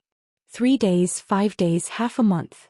Following the passage of time, Ji Tianxing's strength increased steadily. His divine Tao foundation also became more and more robust. A month later his strength had doubled. And the current him was equivalent to 20 times the strength of an ordinary peak divine lord. After all, his own strength, foundation and combat power were equivalent to 10 times of a divine lord of the same realm. Other divine lords doubling their strength became twice that of a peak divine lord. And his doubling was 20 times that of a peak divine lord. 2.5 months later, the heaven-punishing divine art cultivated to the late stage of the second level. He reached 30 times the strength of a peak divine lord. 4.5 months later, the second level of the heaven-punishing divine art was accomplished. He had 40 times the strength of a peak divine lord. To all divine lords, it was an unattainable and unimaginable realm. But for Zhi Tianxing this was still not his limit. He was still desperately cultivating and perfecting the second level of the cultivation technique. His strength was still steadily increasing. 7 months later the second level of the heaven-punishing divine art was close to perfection. He had strengthened it by 50 times. 10 months later, Zhi Tianxing's second layer of cultivation technique was perfected and supplemented. He had also cultivated it to perfection and strengthened it by 60 times. However, the further he progressed, the slower his strength would increase and the longer the time it would take. However, he had yet to reach his limit and was still improving his strength. Of course, in order to increase the speed of his cultivation, he had tried to deduce the third level of the heaven-punishing divine skill. Unfortunately, the third level of the cultivation technique was at the God King realm. Only by breaking through to the God King realm would one be able to derive it and establish the foundation. Thus, Zhi Tianxing patiently repeated the second level of the cultivation method. 10,000 times, 100,000 times, 1,000,000 times. His strength had also increased by 70 times, 80 times, 90 times. The situation was already very clear. His limit was 99 times of a peak divine lord. Only at that time could he rely on his heaven-defying foundation and accumulation and step into the God King realm in one stroke. Chao Qingyu had been lurking in the sacred blood tower the whole time, keeping a close eye on the situation of the fiend blood altar. Fortunately, nothing unexpected happened in the 20 days either. The chief protector and several elders were very responsible, focusing on controlling the altar and activating Lin Xue's bloodline, not daring to slack off in the slightest. Lin Xue was also very cooperative, fully focused on cultivation from start to finish, accepting the blood pool's sacrificial refinement and strengthening. Presently her bloodline was already successfully activated, but it was still in the stabilization and strengthening stage. Her strength also advanced by leaps and bounds, breaking through to level 9 Divine Lord realm. Furthermore, it was still improving continuously. At the same time, her outer appearance was also quietly undergoing changes. Compared to the sacred blood tower's tranquility, inside Rakshasa cave was very lively. Chao Qingyu had been secretly monitoring all along and naturally grasped Rakshasa cave's situation too. In these 20 days to the Rakshasa clan's 10,000 clansmen, it was filled with pleasant surprises and anticipation. First, the news of third elder Luo Xie's meritorious deed of bringing back the previous saint's daughter had spread throughout the Rakshasa clan. The Rakshasa clansmen all knew that the previous saint Xianxia was a peerless beauty, a rare talent that only appeared once every 10,000 years. She was the clansman who had the highest hope of breaking through to the Divine King realm. Unfortunately, Xianxia was deceived by villains and led astray, causing the Rakshasa clan to suffer a great loss. She had also become a sinner of the Rakshasa clan, unable to be forgiven even until death. However, Xianxia's daughter Lin Xue had inherited Xianxia's talent and inheritance. Even if her bloodline was not pure enough and she had only inherited 70 to 80% of it, she was still the most qualified to be the saint. Furthermore, Lin Xue was willing to return to the Rakshasa clan to be the saint despite knowing that Xianxia had committed a great sin. What did this mean? It meant that Lin Xue was sincerely remorseful and wanted to atone for Xianxia's sins, helping the Rakshasa clan to recover and rise again. Most importantly, there was an extremely important and explosive piece of news that had also spread throughout Rakshasa cave. After a discussion between the chief high priest, protector and elders, they had decided to unite the new saint with the great region leader Yunyang by marriage. Who was region leader Yunyang? He was the most outstanding, powerful and honorable divine king in this region. As long as the saint and region leader Yunyang were united by marriage, it would be a great blessing. The Rakshasa clan would be able to climb up the social ladder and become one of the most honorable forces in the region leader Yunyang. With region leader Yunyang's support, the Rakshasa clan would be able to recover quickly and return to the top 5 forces. With the help of the region leader, the saint would be able to break through to the divine king realm. Then the Rakshasa clan's power would increase tremendously and they would become the second strongest force, second only to the domain leader's manor. Thinking of this, the tens of thousands of Rakshasa clan's people were excited, filled with anticipation and longing. Besides that, there was something else that was a secret that had not been made public and was not known to the Rakshasa clan. Just a few days ago, the Rakshasa chief had officially submitted a letter to the region leader Yunyang on behalf of the Rakshasa clan. The letter stated that the Rakshasa clan was very sincere in their request for a marriage alliance with the region leader. The current saint was pure and had outstanding talent, a beauty that was hard to come by in thousands of years. In addition, the Rakshasa clan would nurture the saint with all their might, allowing her to break through to the divine king realm and become the region leader's right-hand man. If the region leader was willing to accept the marriage alliance, the Rakshasa clan would be loyal and assist the region leader wholeheartedly. All in all, the Rakshasa clan had shown enough sincerity and their attitude was sincere and respectful. After submitting the letter, the Rakshasa chief and high priest waited for the region leader's reply in a state of anxiety and uneasiness. 8 days had passed. It was tonight that the Rakshasa chief finally received a reply from the region leader Yunyang. The region leader's answer was something no one had expected. Chapter 33:19. Late at night. In the Rakshasa tribe's Rakshasa palace, in a dimly lit study room. The Rakshasa leader sat behind a large jade table, looking out of the window in silence as she stared blankly. At her age and ability, there was not much point in cultivating anymore.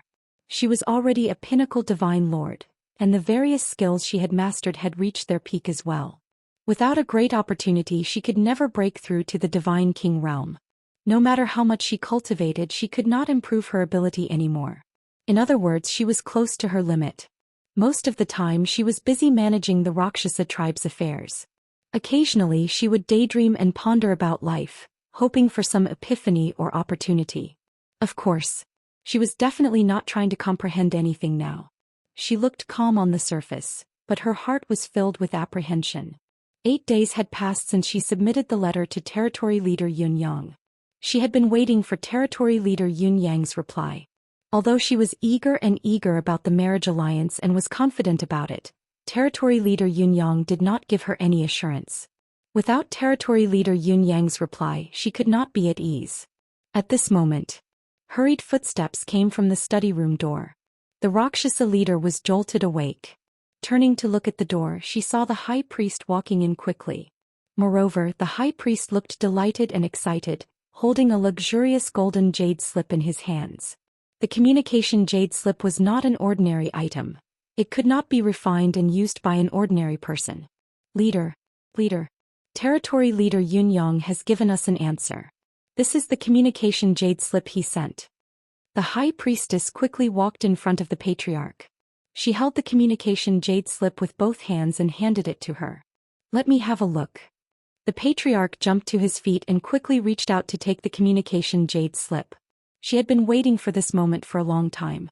Just as her hands touched the jade slip, she channeled her divine power into it without hesitation and unlocked the jade slip to read its contents.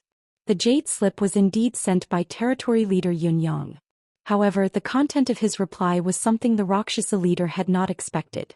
After she finished reading the contents of the jade slip, her body suddenly trembled and her expression stiffened in shock. The high priest's eyes shone brightly as he stared at her expectantly. Seeing her strange expression, the high priest asked impatiently, "Leader, how is it? Has territory ruler Yunyang agreed?" The Rakshasa clan leader remained silent. His expression darkened and anger appeared in his eyes. The high priest suddenly panicked and had a bad premonition. He continued to ask, "Patriarch, what exactly did the region leader say? Did he reject us?" The Rakshasa clan leader finally snapped back to his senses. Filled with rage, he crushed the jade slip into pieces. Preposterous. How preposterous. They've gone too far. The Rakshasa clan leader was enraged as he roared with a stern voice. This is definitely an insult to our race. What? The high priest was completely flustered. He asked in shock and confusion, Clan leader, how did the region leader reply? The Rakshasa chief took in a deep breath to calm his anger before he said in a low voice, Territorial Lord Yunyang is too arrogant. He doesn't respect our tribe at all. He replied to me and said that he already had a Dao companion that he admired and married her as his official wife. If the Rakshasa clan insists on a marriage alliance, he can consider it, albeit reluctantly. After we've crowned the saintess, he'll come to the Rakshasa cave personally to see the saintess' appearance, potential and talent. If the saintess catches his eye, he'll give our tribe a chance to take the saintess as his concubine. After all, he's the honorable region leader. Even if she's his concubine, her status is extraordinary. The high priest was stunned and exclaimed in disbelief, Taken a concubine? The saintess of our tribe can only be his concubine? How is this possible? We're an ancient god tribe after all. Our bloodline is honorable and our status is extraordinary. Our tribe's most outstanding saintess will definitely become a god king. How can she be his concubine? Yes. The Rakshasa clan leader nodded and sneered.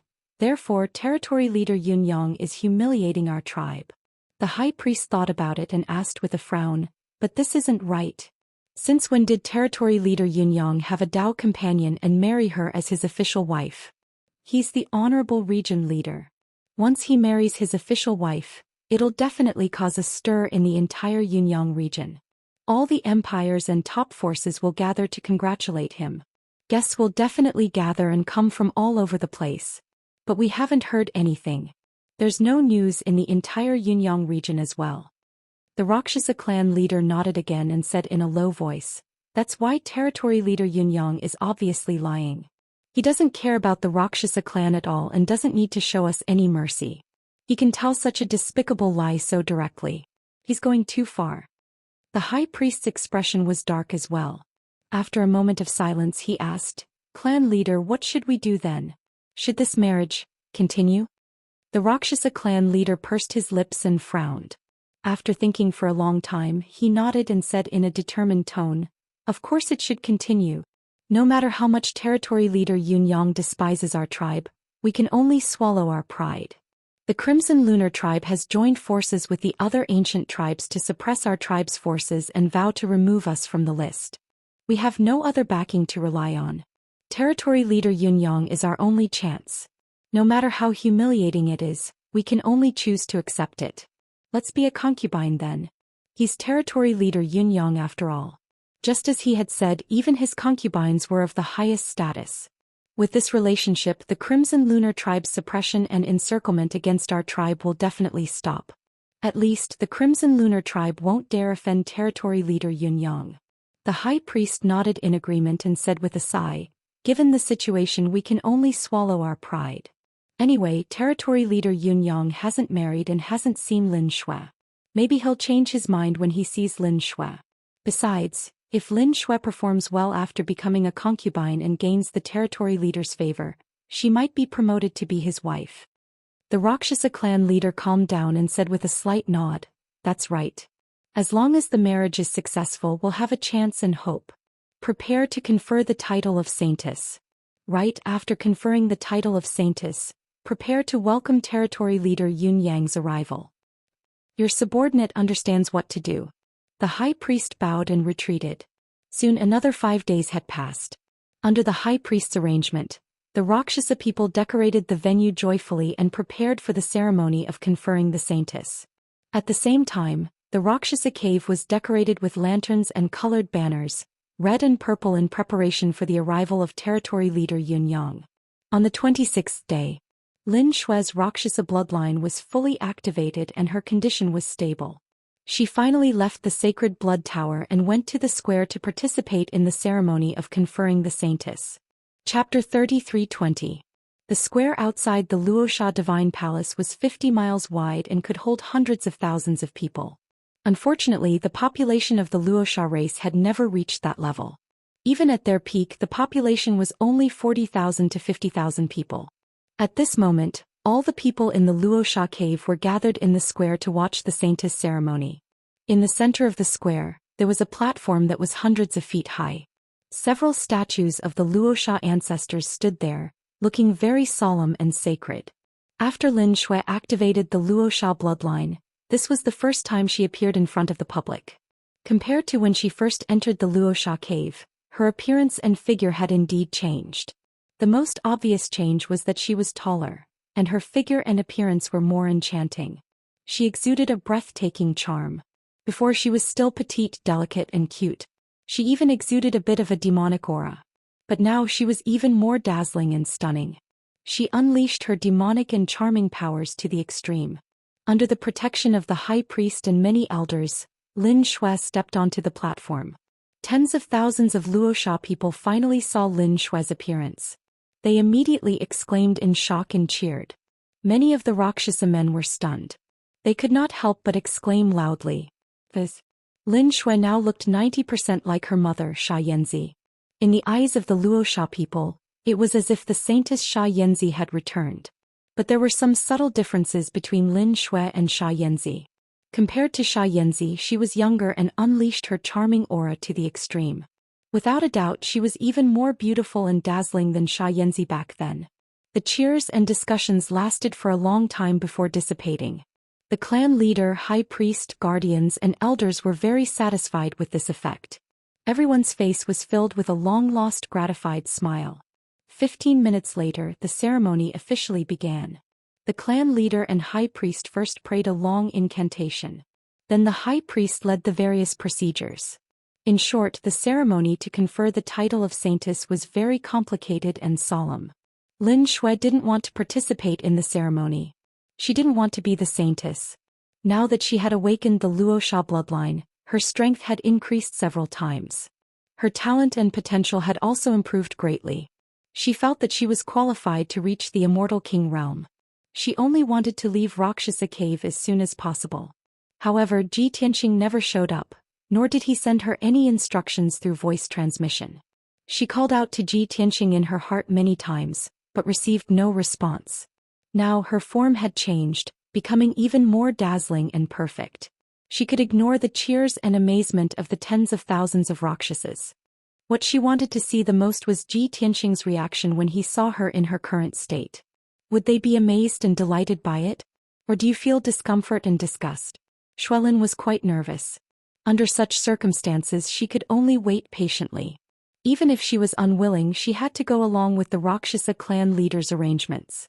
This was because she believed that Ji Tianqing definitely hadn't left and was still in Luoxia cave. However, Ji Tianqing had his own plans. She only needed to wait for Ji Tianqing's instructions. In the distorted space, Ji Tianqing was still meditating under the blood flame sacred tree. Only 25 days had passed in the outside world, but he had been cultivating in seclusion for 3.5 years. At this time, his strength had been raised to the limit 99 times that of a peak godlord. Previously, his body was surrounded by a sacred golden light. But now his entire body was surrounded by divine light. Not only was there golden light, but there were also purple and white lights. Under the dazzling divine light, he looked even more sacred and solemn, and his aura was also extremely powerful. As early as a year ago, his strength had already reached its limit. In this year he had been trying to break through the shackles of the Immortal King realm. Back then, when Kenshin was trying to break through to the Immortal King realm, he tried more than 30 times before succeeding. Kenshin was in seclusion for more than 30 years before successfully breaking through from a peak godlord to the Immortal King realm. And now, Ji Tianqing had reached the most critical juncture. He had already tried 7 times and this was the 8th time. And this time he was about to succeed. 1 day, 2 days, 3 days, a short 5 days later. Suddenly, there was a thunderous boom in Ji Tianqing's body, as if some wall or barrier had been forcefully broken open. Without a doubt, Ji Tianqing had finally broken through the shackles and returned to the Immortal King realm. At that moment his body shook. The 3-colored divine light around his body also underwent a drastic change, turning into 5-colored divine light. A majestic wave of divine power erupted from his body. 7-colored divine light also rushed out from his head, forming 9 7-colored divine dragons that rushed into the void. Swoosh, swoosh. The 9 divine dragons that were tens of thousands of feet long floated above the blood flame sacred tree, circling around and letting out dragon roars that shook the 9 heavens. In an instant, billions of 7-colored rays of light shone down, illuminating the entire distorted spacetime. Xianxia became the most dazzling ball of light, as dazzling as a star. An incomparably vast divine power spread out from his body, splitting into billions of light pillars that landed in the distorted spacetime. Suddenly, the entire distorted spacetime was filled with specks of divine light that were filled with dense and pure divine power. Yun Yao, Jiku Wushuang, the white dragon and the others who were cultivating in seclusion were bathed in the specks of divine light. They were instantly energized and their strength surged. Even the blood flame sacred tree behind Xianxia greedily absorbed the starlight and specks of divine power. This was the so-called, when a man achieves the Tao, even his chickens and dogs ascend to the heavens. Xianxia had successfully broken through to the Immortal King realm and accumulated a terrifying amount of divine power, so a portion of it leaked out. This portion of divine power wasn't wasted. It scattered in the distorted spacetime, helping and purifying everyone, allowing them to improve by leaps and bounds. As for the blood flame sacred tree, in the past, Xianxia used to absorb the power of the sacred tree to try to reach a higher level. Now that he had successfully broken through to the Immortal King realm, he used the excess power to nourish the blood flame sacred tree. As a result, the blood flame sacred tree also grew rapidly, growing 3 feet taller at a speed visible to the naked eye. On the billions of branches, innumerable purple leaves and sprouts grew out. Some of the branches even bore thumb-sized divine fruits. 3 days later, the 9 divine dragons hovering above the sacred tree turned into billions of colorful specks of light and scattered in the distorted spacetime. The divine dragon's shadow dissipated. Xianxia also ended his cultivation and opened his eyes. Swoosh. When he opened his eyes, 2 beams of condensed light flashed through the night like lightning, causing the distorted spacetime to fluctuate. Phew! Xianxia let out a long breath and looked at his body that hadn't changed much. A gratified smile appeared on his face. After 1,100 years I have finally returned. Immortal King Realm, long time no see. Chapter 33:21. Xianxia had been waiting for this day for a long time. It had been more than 100 years since he had awakened the memories of his previous life. In the past 100 years he had always remembered the hatred from back then. There was not a day when he did not think about revenge. Now that he had returned to the godly king realm, he finally had the hope of revenge. He had taken the first step. That was right. Even if he had returned to the godly king realm, he only saw the hope of revenge. He still did not have the right to take revenge.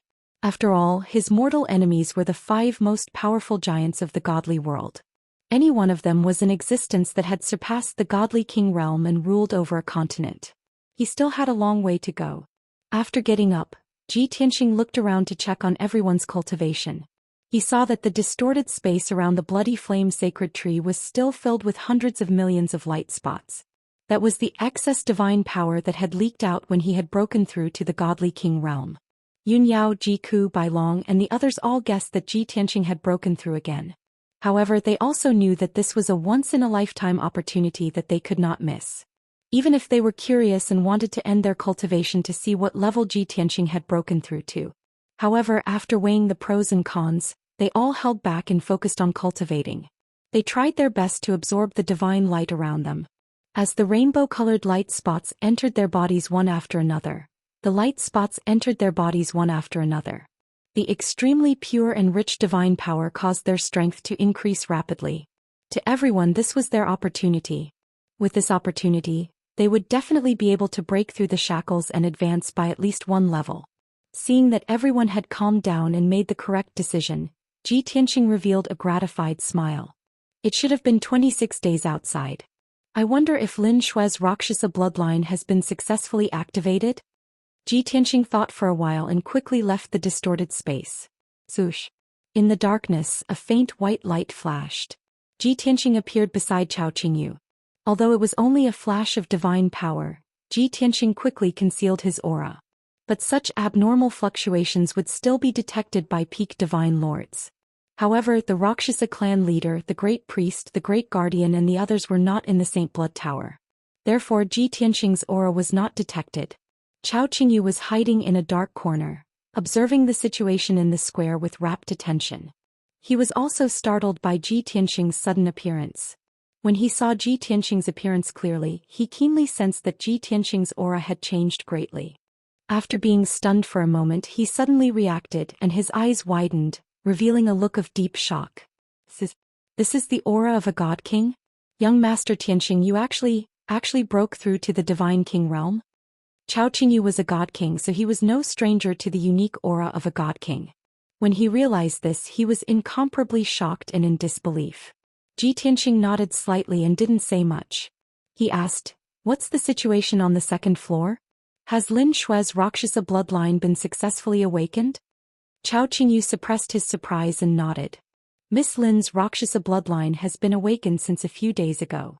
Until today, when her strength, cultivation base and bloodline have all stabilized, she left the demonic blood altar to participate in the saintess conferring ceremony. Ji Tianxing quickly released his deific consciousness to check the situation of the demonic blood altar. Seeing that the altar was closed and there was no one around, he was relieved. Awakening the Rakshasa bloodline, she should have broken through to the 9th level of the Divine Lord realm, right? Is the Rakshasa clan so impatient? It's only the 26th day and they're already conferring Lin Xue as saintess? Chao Qingyu quickly explained, "Young master, looking at the Rakshasa clan and the great priest's reactions, I've also eavesdropped on their conversation. It looks like Miss Lin's talent is extremely high after awakening the Rakshasa bloodline, not inferior to her mother, Xianxia. Therefore, the Rakshasa clan values Miss Lin very much and plans to use her as a bargaining chip to form a marriage alliance with territory ruler Yunyang." Just a few days ago, the Rakshasa clan leader had contacted territory ruler Yunyang and invited him to the Rakshasa cave to see Miss Lin with his own eyes. The Rakshasa clan has also decorated the cave with lanterns and banners, waiting for territory ruler Yunyang's arrival. Besides, I heard that territory ruler Yunyang is very arrogant and looks down on the Rakshasa clan. He's unwilling to take Miss Lin as his official wife, only giving her the status of a concubine. Chao Qingyu could vaguely see that there was a vague and ambiguous relationship between Lin Xue and Ji Tianxing. Therefore, he had to tell Ji Tianxing the Rakshasa clan's plan and the predicament Lin Xue was about to face. What? Ji Tianxing was stunned for a moment before he sneered in disdain. The Rakshasa clan's bastards really can't change their ways. They harmed Xianxia back then and now they want to repeat the same mistake and harm Lin Xue. Whether it's Xianxia or Lin Xue, they're both targets to be used, tools to gain benefits. As for territory ruler Yunyang, who does he think he is? Before entering Yunyang territory, Ji Tianxing had already learned that territory ruler Yunyang was an intermediate divine king with exceptional talent. At the very least, he was stronger and more talented than the Tianbei territory ruler. However, it was useless as Yunyang did not care at all. Seeing the anger on Ji Tianxing's face, Chao Qingyu suggested, "Young master, the coronation ceremony is about to end and your plan has been achieved. We don't have to waste time. Let's save Miss Lin and we'll be done, right?" Ji Tianxing smiled mockingly and shook his head. Wouldn't it be too boring to snatch Lin Xue away so crudely? Isn't the Rakshasa clan trying to climb up the social ladder and make a comeback? Come, let's teach them a lesson. Chao Qingyu thought about it and roughly guessed what he meant. His face was filled with anticipation. In the spacious square, the coronation ceremony of the saintess was coming to an end. Under everyone's gaze and the Rakshasa clan's witness, the Rakshasa clan leader personally helped Lin Xue put on the saintess cloak and crown. The scepter that symbolized the saintess' identity and status was also passed to Lin Xue. These 3 items were top-notch monarch-level divine weapons, treasures that had been passed down for over 30,000 years in the Rakshasa clan. Lin Xue was a little distracted and was not interested in these 3 treasures. However, Ji Tianxing did not appear and she dared not act rashly. She could only accept them reluctantly. When she wore the saintess cloak, the sacred goddess crown and the saintess scepter, she was the brightest star in the square. Thousands of Rakshasa clapped and cheered for her. The coronation ceremony was finally over. The Rakshasa clan leader went up the stage again, ready to give the closing speech. But at this moment in the southern sky, there was a group of sacred 5-colored auspicious clouds, as fast as the aurora, rushing over. A domineering man's voice also came from the sky. I've long heard that the saintess of the Rakshasa race has extraordinary talent and beauty that can cause the downfall of a city.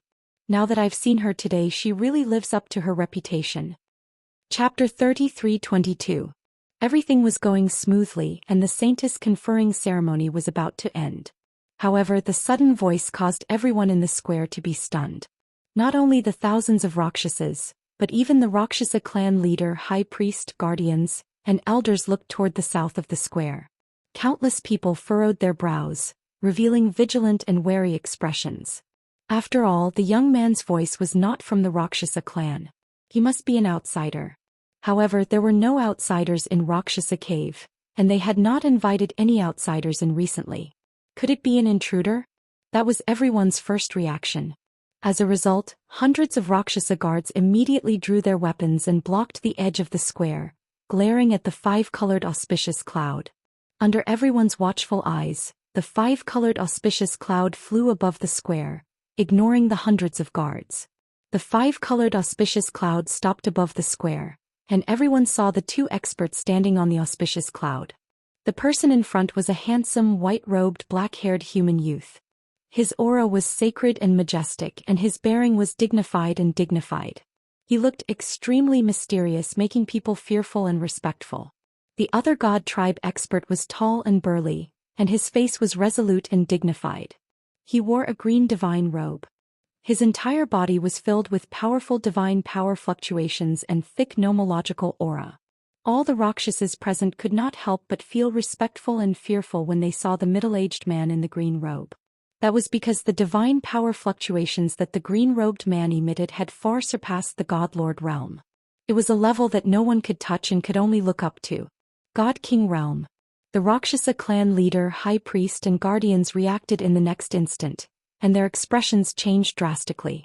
The few peak god-lords exchanged glances and saw the shock and worry in each other's eyes. As a result, they could not help exclaiming through voice transmissions. What's going on? Why would an outsider intrude into Rakshasa Cave? That white-robed youth is very mysterious. The green-robed man is definitely a god-king expert. Since the green-robed man is a god-king, why is he standing at the back like the white-robed youth's guard? Could it be that the white-robed youth has a more honorable status and is more powerful? Most likely. The white-robed youth is definitely a god-king expert. Moreover, a god-king expert is a guard for the white-robed youth. It's obvious how terrifying the identity and status of that white-robed young man is. Two god-king experts came at the same time? And we don't even know him. What's going on? I hope they don't have any enmity towards our clan. Otherwise, Rakshasa Cave will be in danger. In an instant, the Rakshasa clan leader, the high priest and the others had a discussion and made a preliminary judgment. Towards the white-robed young man and the green-robed man, everyone was filled with vigilance and respect. As for the tens of thousands of Rakshasa clansmen, although they were ignorant, they did not notice these clues. However, they all felt tremendous pressure.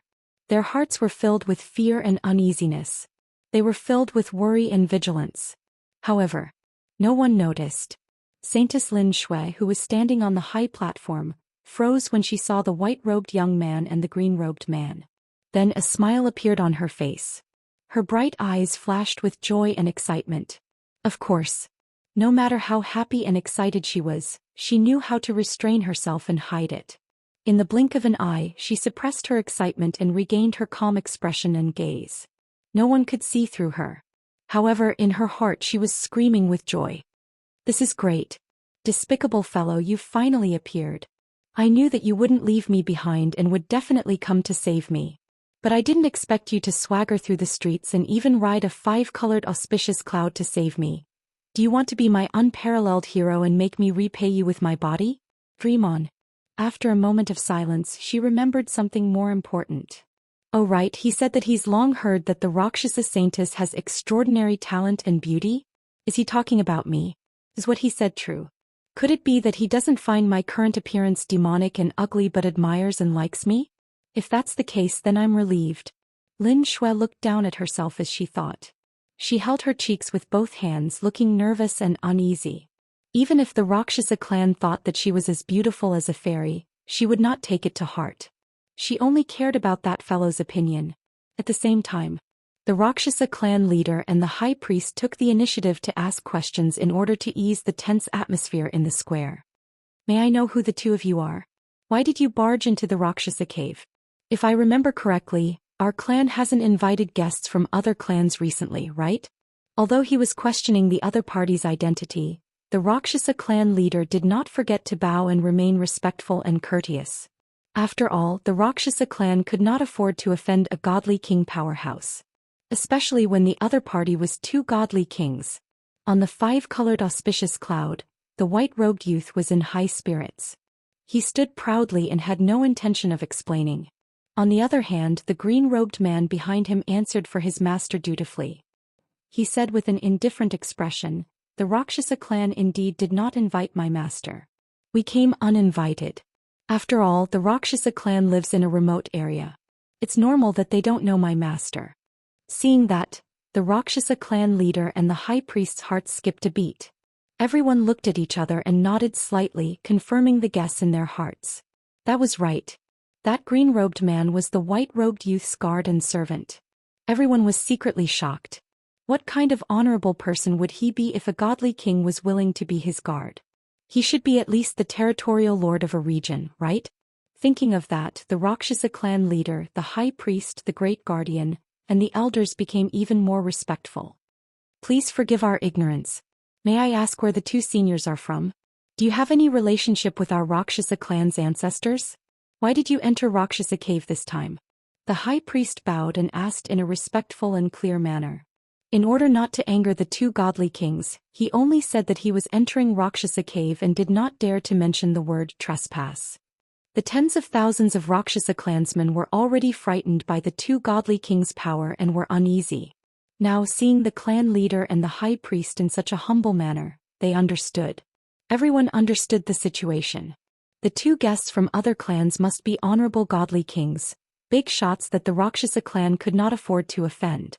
As expected, the white-robed youth still did not answer. The green-robed man said proudly, "We're from the Sharp Tiger region in the south. My master is the master of Sharp Tiger region.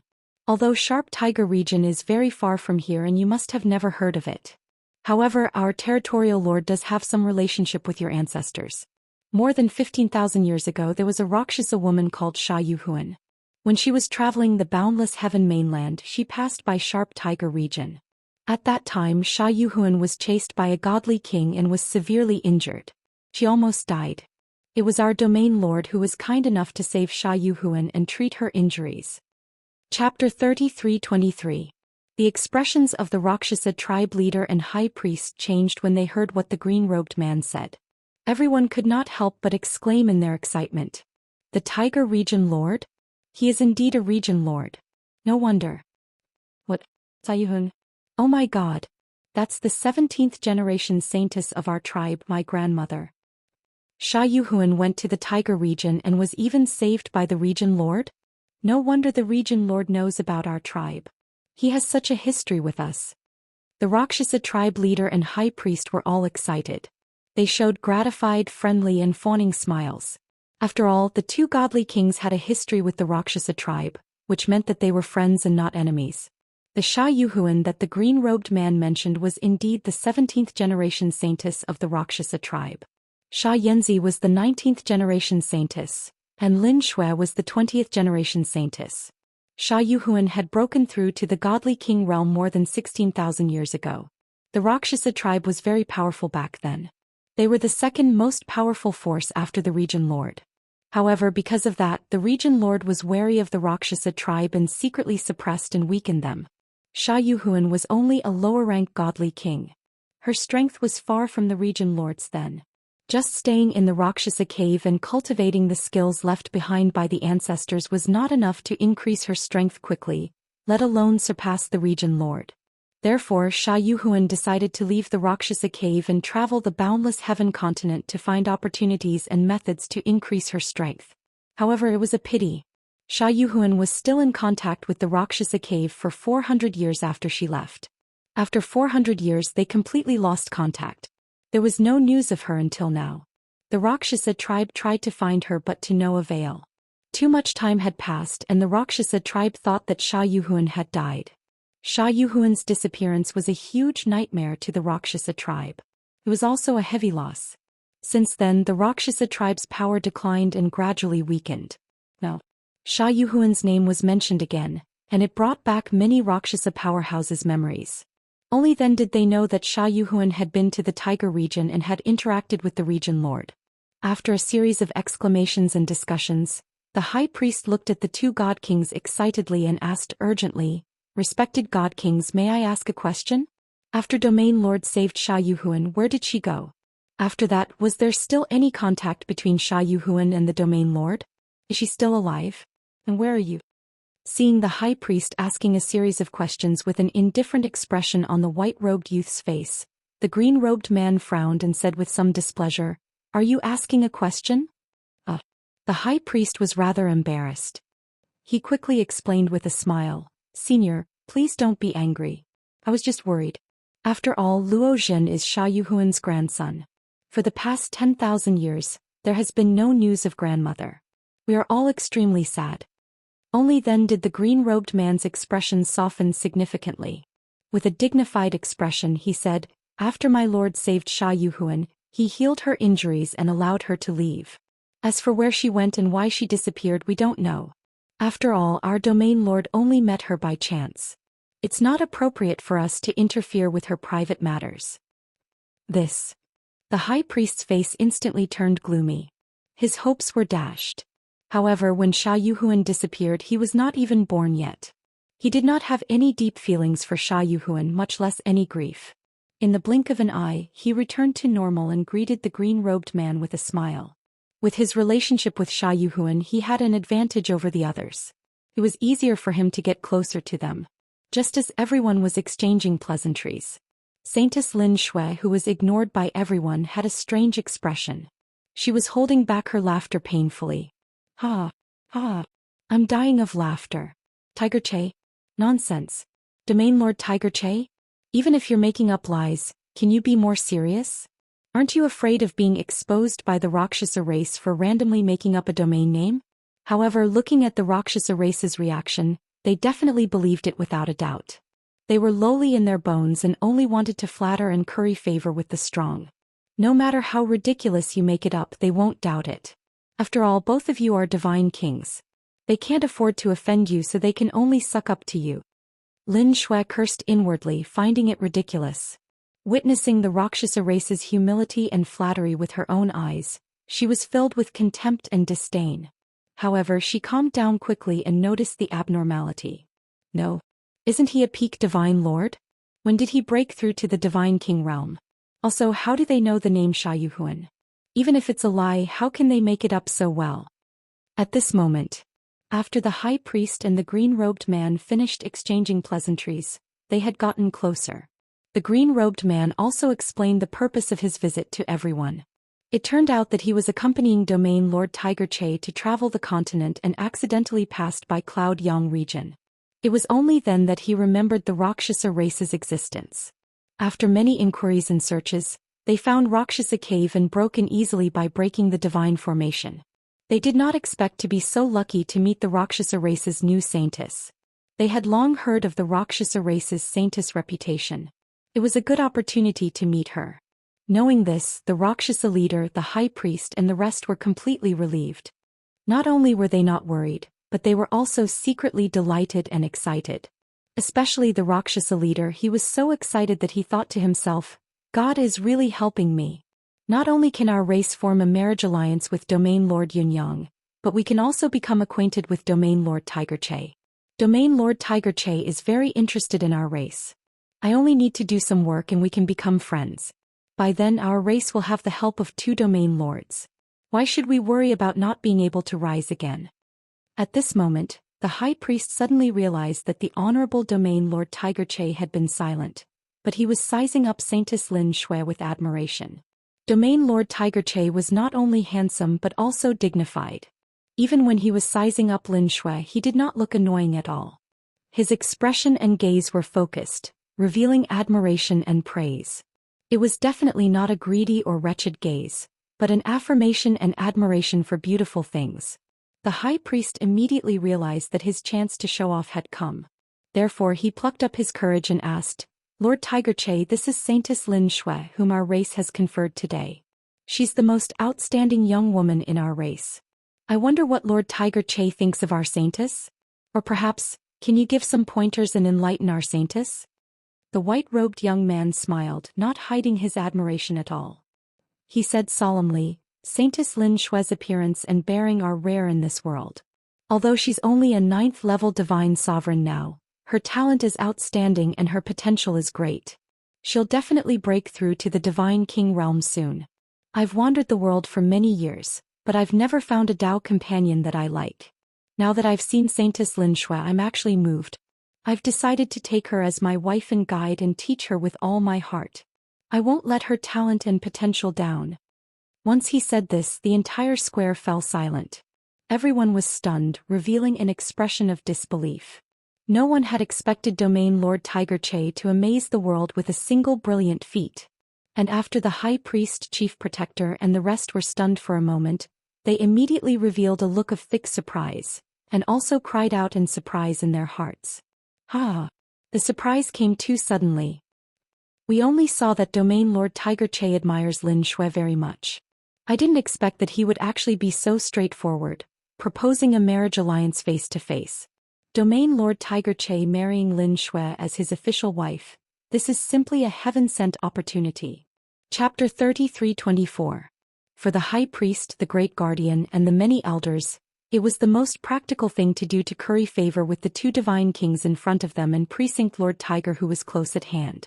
They were pleasantly surprised by Precinct Lord Tiger's straightforward declaration and were very much in agreement and eagerness. After all, Precinct Lord Tiger's status and ability were no weaker than Precinct Lord Yunyang. Although Precinct Lord Tiger was far away from here and was not as effective as sucking up to Precinct Lord Yunyang, Yunyang was too arrogant. He did not care about the Rakshasa tribe at all and was only willing to take Lin Shui as his concubine. In contrast, Precinct Lord Tiger wanted to take Lin Shui as his wife. This was definitely more attractive and competitive. Not only were the High Priest, Guardian and others pleasantly surprised, even the tens of thousands of Rakshasa tribesmen were stunned and shocked. When they came back to their senses, they exclaimed and applauded. Only the Rakshasa tribe leader wore a complicated expression, hesitation in her eyes.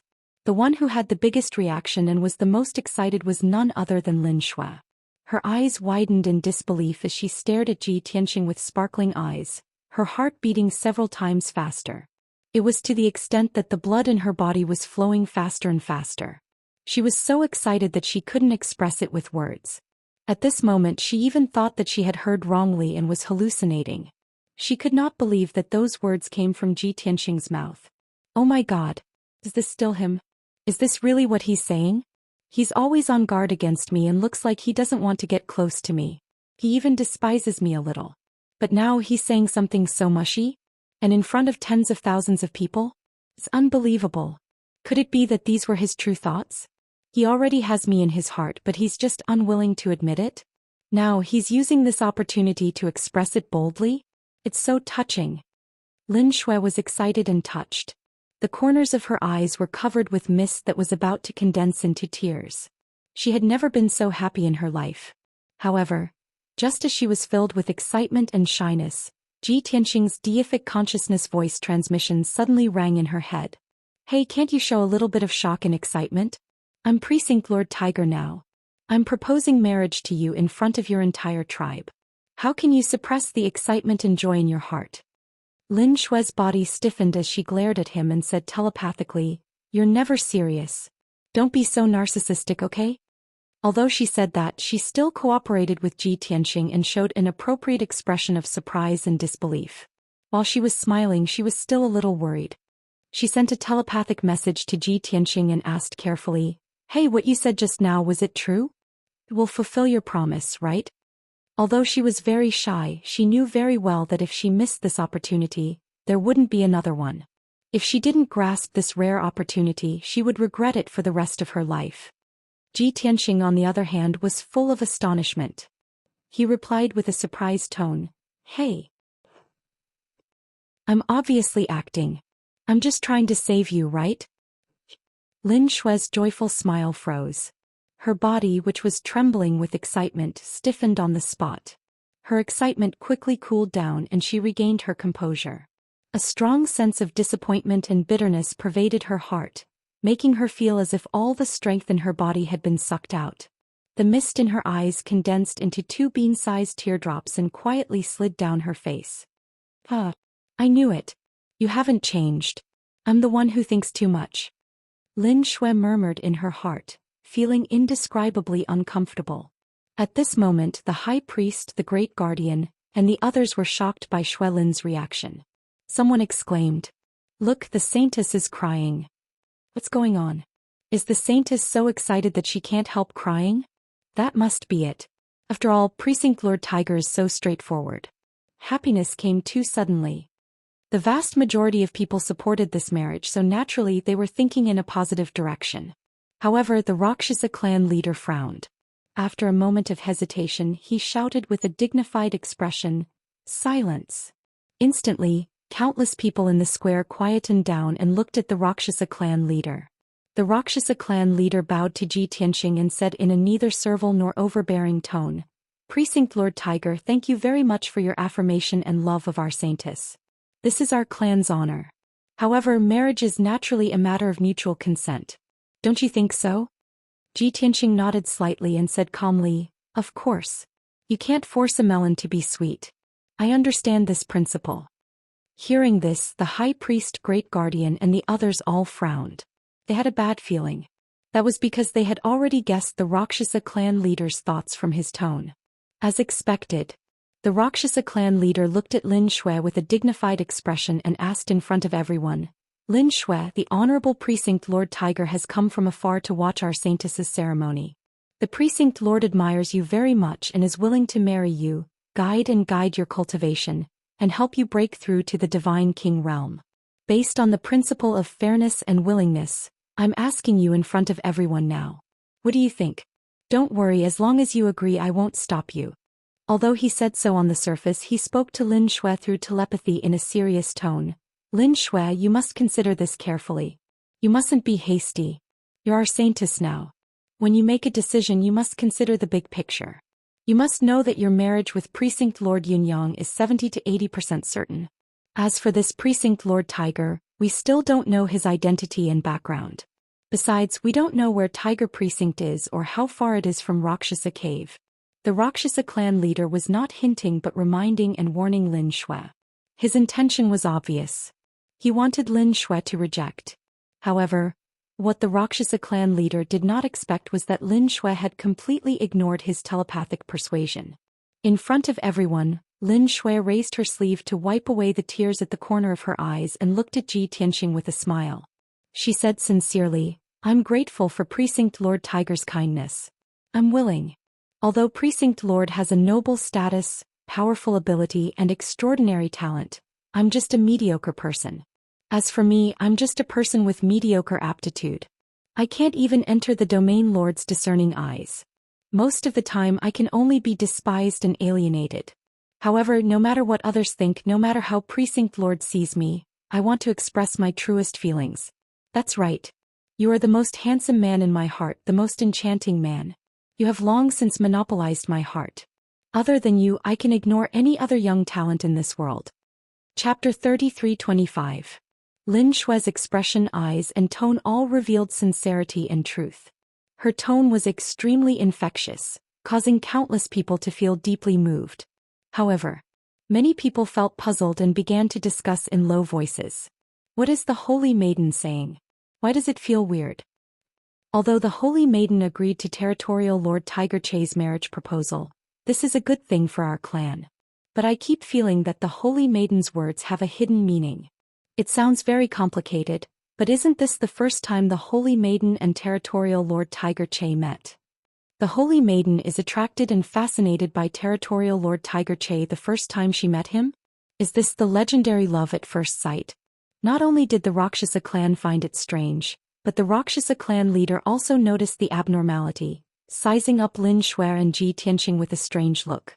Seeing this scene, Ji Tianxing knew that the Rakshasa clan leader had already become suspicious and could not help but sigh secretly.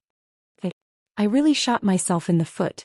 If I had known Lin Shui, that silly girl's personality, why would I have rejected her directly? Now she foolishly confessed to me in public, making everyone hear the problem and become suspicious. Ji Tianxing knew that in this situation, it was no longer appropriate to stay for long. If he delayed any longer, Lin Shui would probably reveal more flaws. Therefore he revealed a satisfied smile and nodded, saying, "Very good. Since the Holy Maiden and I are in love, what are we waiting for? Come to me, let me take a good look at you." Saying that, he extended his right palm to Lin Shui, calling her forward. Lin Shui did not hesitate and left the high platform without any shame, flying toward Ji Tianxing. Swoosh! In the blink of an eye, Lin Shui flew onto the 5-colored auspicious cloud and landed beside Ji Tianxing. Ji Tianxing pretended to size her up a few times and revealed an even more satisfied smile, saying, "Rakshasa clan leader, I am very satisfied with the Holy Maiden, this marriage is settled. Now I will take the Holy Maiden out of Rakshasa cave and go out to play for a few days. We can get to know each other and also improve our relationship. In 3 days at most, I will prepare the betrothal gifts and come to Rakshasa cave to propose marriage." After saying that, the rainbow auspicious cloud turned around and left the square, flying towards the exit of Rakshasa cave. Seeing that Ji Tianxing was about to take Shui Lin away, the Rakshasa tribe leader and the high priest finally regained their senses. The Rakshasa clan leader's expression changed immediately. He raised his hand and shouted, "Hold on." As he shouted, he personally led the high priest, the great protector, and several elders to stop the 5-colored auspicious clouds. "Region Lord Hu Che, even if you want to marry the Holy Maiden, you can't take her away now. Aren't you being too impatient? This is also against the rules. It doesn't matter to my clan, but you are the honorable Region Lord. How can you be so careless with your marriage? Why don't you stay in Rakshasa cave for a few days and let us treat you well? Can also improve the relationship between you and the Holy Maiden." Without waiting for Ji Tianxing to reply, Chao Qingyu's face turned cold as he shouted coldly, "How dare you? Since the Rakshasa clan doesn't care, why are you stopping them? Our Region Lord is so honorable.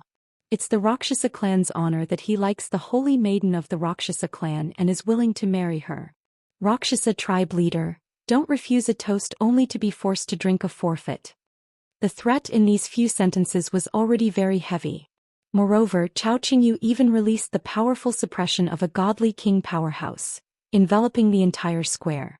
Instantly, tens of thousands of Rakshasa clansmen were suppressed until their backs bent, and they were filled with fear and trepidation.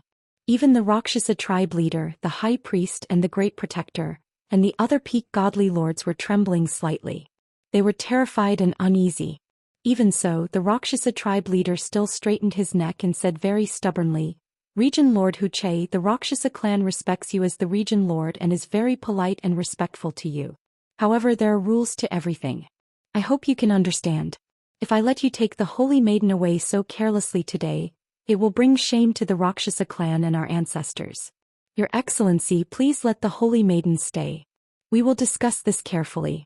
Otherwise, for the glory and dignity of our clan, we will not let you leave just like that even if we have to risk our lives." After saying that, her entire body surged with divine power, and she gripped the scepter tightly with both hands. After being stunned for a moment, the high priest, the great protector, the many elders, and the deacons also drew their swords and kenshin weapons. Even the hundreds of guards drew their weapons and surrounded the 5-colored auspicious cloud. Although the Rakshasa tribe leader had acted very humbly earlier, she was very calm and decisive. But on this important matter, she was very calm and decisive. Her attitude was also very firm. In an instant, the atmosphere in the square became very tense. Ji Tianxing immediately frowned and sneered with anger. How dare you be so arrogant, little Rakshasa clan? Have I been too kind to you? Since you are so reckless, I will have to teach you a lesson so that you will know the difference between superior and inferior." Lin Shui also looked very worried. She quickly reached out to grab Ji Tianxing's sleeve and persuaded, "Your Excellency, please calm down." She looked at the Rakshasa clan leader and persuaded, "Clan leader, you said you would support my decision and would not stop me. Why are you going back on your words now? I fell in love with precinct leader Hu Che at first sight. He is just taking me to play for a few days. Why do you have to make such a big fuss? Don't you think about the consequences of being impulsive for the sake of the tens of thousands of people? As expected, the high priest, the great protector, and the elders all hesitated. Only the Rakshasa clan leader's expression did not change. His attitude was still firm and he had no intention of backing down. Seeing this, Chao Qingyu took 2 steps forward and said, "My lord, since these guys are so stubborn, I will teach them a lesson for you. I can deal with these ants alone. Why do you have to do it yourself?" After saying that, Chao Qingyu raised his palms and waved his wide sleeves, shooting out a golden divine light that covered the sky. Swoosh, swoosh, swoosh. Suddenly, the golden light turned into thousands of giant blades and slashed at the Rakshasa clan leader and the others. Those light blades were only targeting the divine emperors on the square and not the tens of thousands of Rakshasa people. But the golden light blades covered the entire square. If the Rakshasa people did not run away, they would be crushed. The square was instantly in chaos. Countless Rakshasa people ran in all directions and screamed in panic. "Everyone, let's go and stop them," the Rakshasa clan leader shouted angrily. He waved his scepter and went against the golden light blades. The high priest, the great protector, and the others immediately followed and resisted with all their might. In the next moment, a deafening sound exploded in the sky. Boom, boom, boom, boom, boom, boom. The thunderous sound shook the sky and the square. The surging 5-colored divine light instantly engulfed an area of 100 miles, drowning the entire square. Under the divine light, countless Rakshasa guards, deacons and elders vomited blood and fell to the ground, screaming. Even the Rakshasa clan leader, the high priest and the great guardian, who were the most powerful among them, were beaten to a pulp as they crashed onto the ruined square. In addition, hundreds of Rakshasa people who could not escape in time were killed by the divine light. Chapter 33-26. Chao Qingyu only made one move and the entire Rakshasa cave was in chaos. The divine light and dust that blotted out the sky lasted for a long time before dissipating. Many of the Rakshasa guards and deacons were either lightly or heavily injured. Their bodies were covered in blood. Even a few elders and protectors were injured by Chao Qingyu. Only the Rakshasa clan leader, the high priest and the great guardian were the strongest. They were only slightly injured and did not suffer any serious injuries. However, the scene of hundreds of Rakshasa clansmen being affected and dying on the spot shocked everyone. The tens of thousands of Rakshasa clansmen were scared out of their wits and fled into the distance in a panic. It was a mess. When they saw that, the Rakshasa clan leader, the high priest and the others were filled with shock and fear. They knew long ago that once a godly king expert attacked, the world would be destroyed. However, they only knew how terrifying a godly king expert was after experiencing it personally. They could sense that Chao Qingyu did not use his full strength and merely made a casual move. In the end, no one in the entire Rakshasa race could stop him and all the experts were injured. There was no doubt. Once Chao Qingyu was angered and attacked with his full strength, the casualties of the Rakshasa race would be 10 times worse. Furthermore, there was the even more terrifying and mysterious Domain Lord Tiger who was watching coldly from the sidelines. If he attacked as well, Rakshasa Cave would be destroyed without a doubt. Everyone present today, every single one of them would die here. At that thought, the Rakshasa clan leader felt a chill run down her spine and calmed down. The high priest, the grand guardian, and the others hurriedly persuaded her to stop being stubborn. In the skies hundreds of kilometers away, above the rainbow auspicious cloud, Chao Qingyu looked down at everyone and hollered coldly, "I only use 30% of my strength. Take it as a small lesson for all of you. If you offend my lord again, I'll let you know that when a godly king is angry, blood will flow like a river." After saying that, the rainbow auspicious cloud turned around and flew towards the exit of Rakshasa Cave. The Rakshasa clan leader looked at the backs of Ji Tianxing and the other 2 as they left. Her eyes were filled with hatred and she felt extremely humiliated. However, the lesson just now made her smarter. No matter how angry and aggrieved she was, she didn't dare to do it again. The high priest hurriedly asked, "Patriarch, what should we do now?" Before the clan leader could reply, the great guardian said helplessly, "What else can we do? They've already warned us. If we still try to stop them, wouldn't we be courting death?" Several elders also nodded in agreement. Their tone was very helpless as they discussed. "The difference between us and the God Kings is too great. If we continue to fight, we'll just be asking for humiliation." Sigh. "Originally we could have gotten married peacefully and happily, but I didn't expect. Now that things have turned out this way, I really don't know how to end this." Do you think Domain Lord Wuxia will keep his promise and come back in 3 days? It should have been in the past but not now. Just as the crowd was discussing, the Rakshasa clan leader shouted sternly, "We can't let it go just like that. It's not too late to salvage the situation." After saying that, she flew up into the sky as fast as lightning and chased after the 5-colored auspicious cloud. The high priest, great guardian, and the rest were afraid that she would be impulsive again and hurriedly followed. A moment later, everyone caught up to the 5-colored auspicious cloud at the exit of Rakshasa cave. The Rakshasa clan leader shouted loudly, "Wait! Domain Lord Wuxia, please wait." The 5-colored auspicious cloud indeed stopped. Ji Tianxing, Chao Qingyu and Lin Shui all turned to look at the Rakshasa clan leader. Chao Qingyu raised his eyebrows and said in a deep voice, "What? Wasn't the lesson just now enough?" The Rakshasa clan leader hurriedly waved her hand and explained, "Senior, you've misunderstood. Just now, I was muddle-headed and contradicted the Domain Lord. At this moment I just want to apologize to the Domain Lord. I hope that the Domain Lord can be magnanimous and forgive my recklessness and impulsiveness. Also, our clan is extremely sincere and is willing to marry the Domain Lord. Domain Lord and Saintess, please enjoy yourselves. I'll prepare the corresponding matters within 3 days. When the time comes, please come back on time so that we can discuss the specific process of the marriage." Clearly, the Rakshasa clan leader was also afraid that Ji Tianxing would run away with Lin Shui and never come back. But she could not stop them, so she could only beat around the bush and hint Ji Tianxing to keep his promise. To this, Ji Tianxing, Chao Qingyu and Lin Shui were all secretly laughing. But the 3 of them did not move. Chao Qingyu also said with a cold face, "Rakshasa clan leader, please concentrate on the preparations. My lord will never break his promise." After receiving Chao Qingyu's reply, the Rakshasa clan leader was slightly relieved. She squeezed out a smile and led the high priest, the great guardian, and the others to respectfully send Ji Tianxing and the others off. Swoosh! The 5-colored auspicious cloud flew to the sky above a 1,000-feet-tall altar and stopped. This altar was the entrance to Rakshasa cave. Chao Qingyu was about to cast a spell to activate the altar's array. But at this moment, the altar shook violently and flashed with 5-colored divine light. Rumble. With a series of muffled sounds, a light screen quickly appeared above the altar, forming a dilapidated light door. Then, under the watchful eyes of the crowd, balls of divine light emerged from the door of light one after another. Swoosh, swoosh, swoosh. In just 10 breaths, more than 300 balls of divine light passed through the light door and entered Rakshasa cave. When those divine lights dissipated, everyone saw more than 350 God clan experts in a formation in the sky. These more than 300 God clan experts were basically all God lords. The weakest ones were also 2nd or 3rd stage realm lower divine lords. There were more than 70 middle-level God lords and more than 20 upper-level God lords. As for peak God lords, there were 6.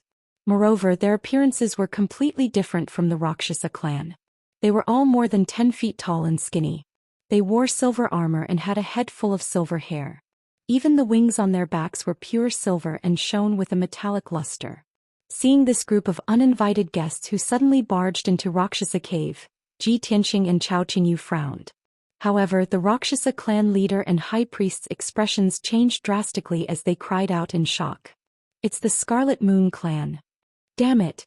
Those bastards from the Scarlet Moon clan actually barged into Rakshasa cave."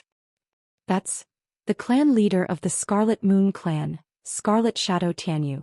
And the Scarlet Moon clan's young lord, Scarlet Shadow. Damn it!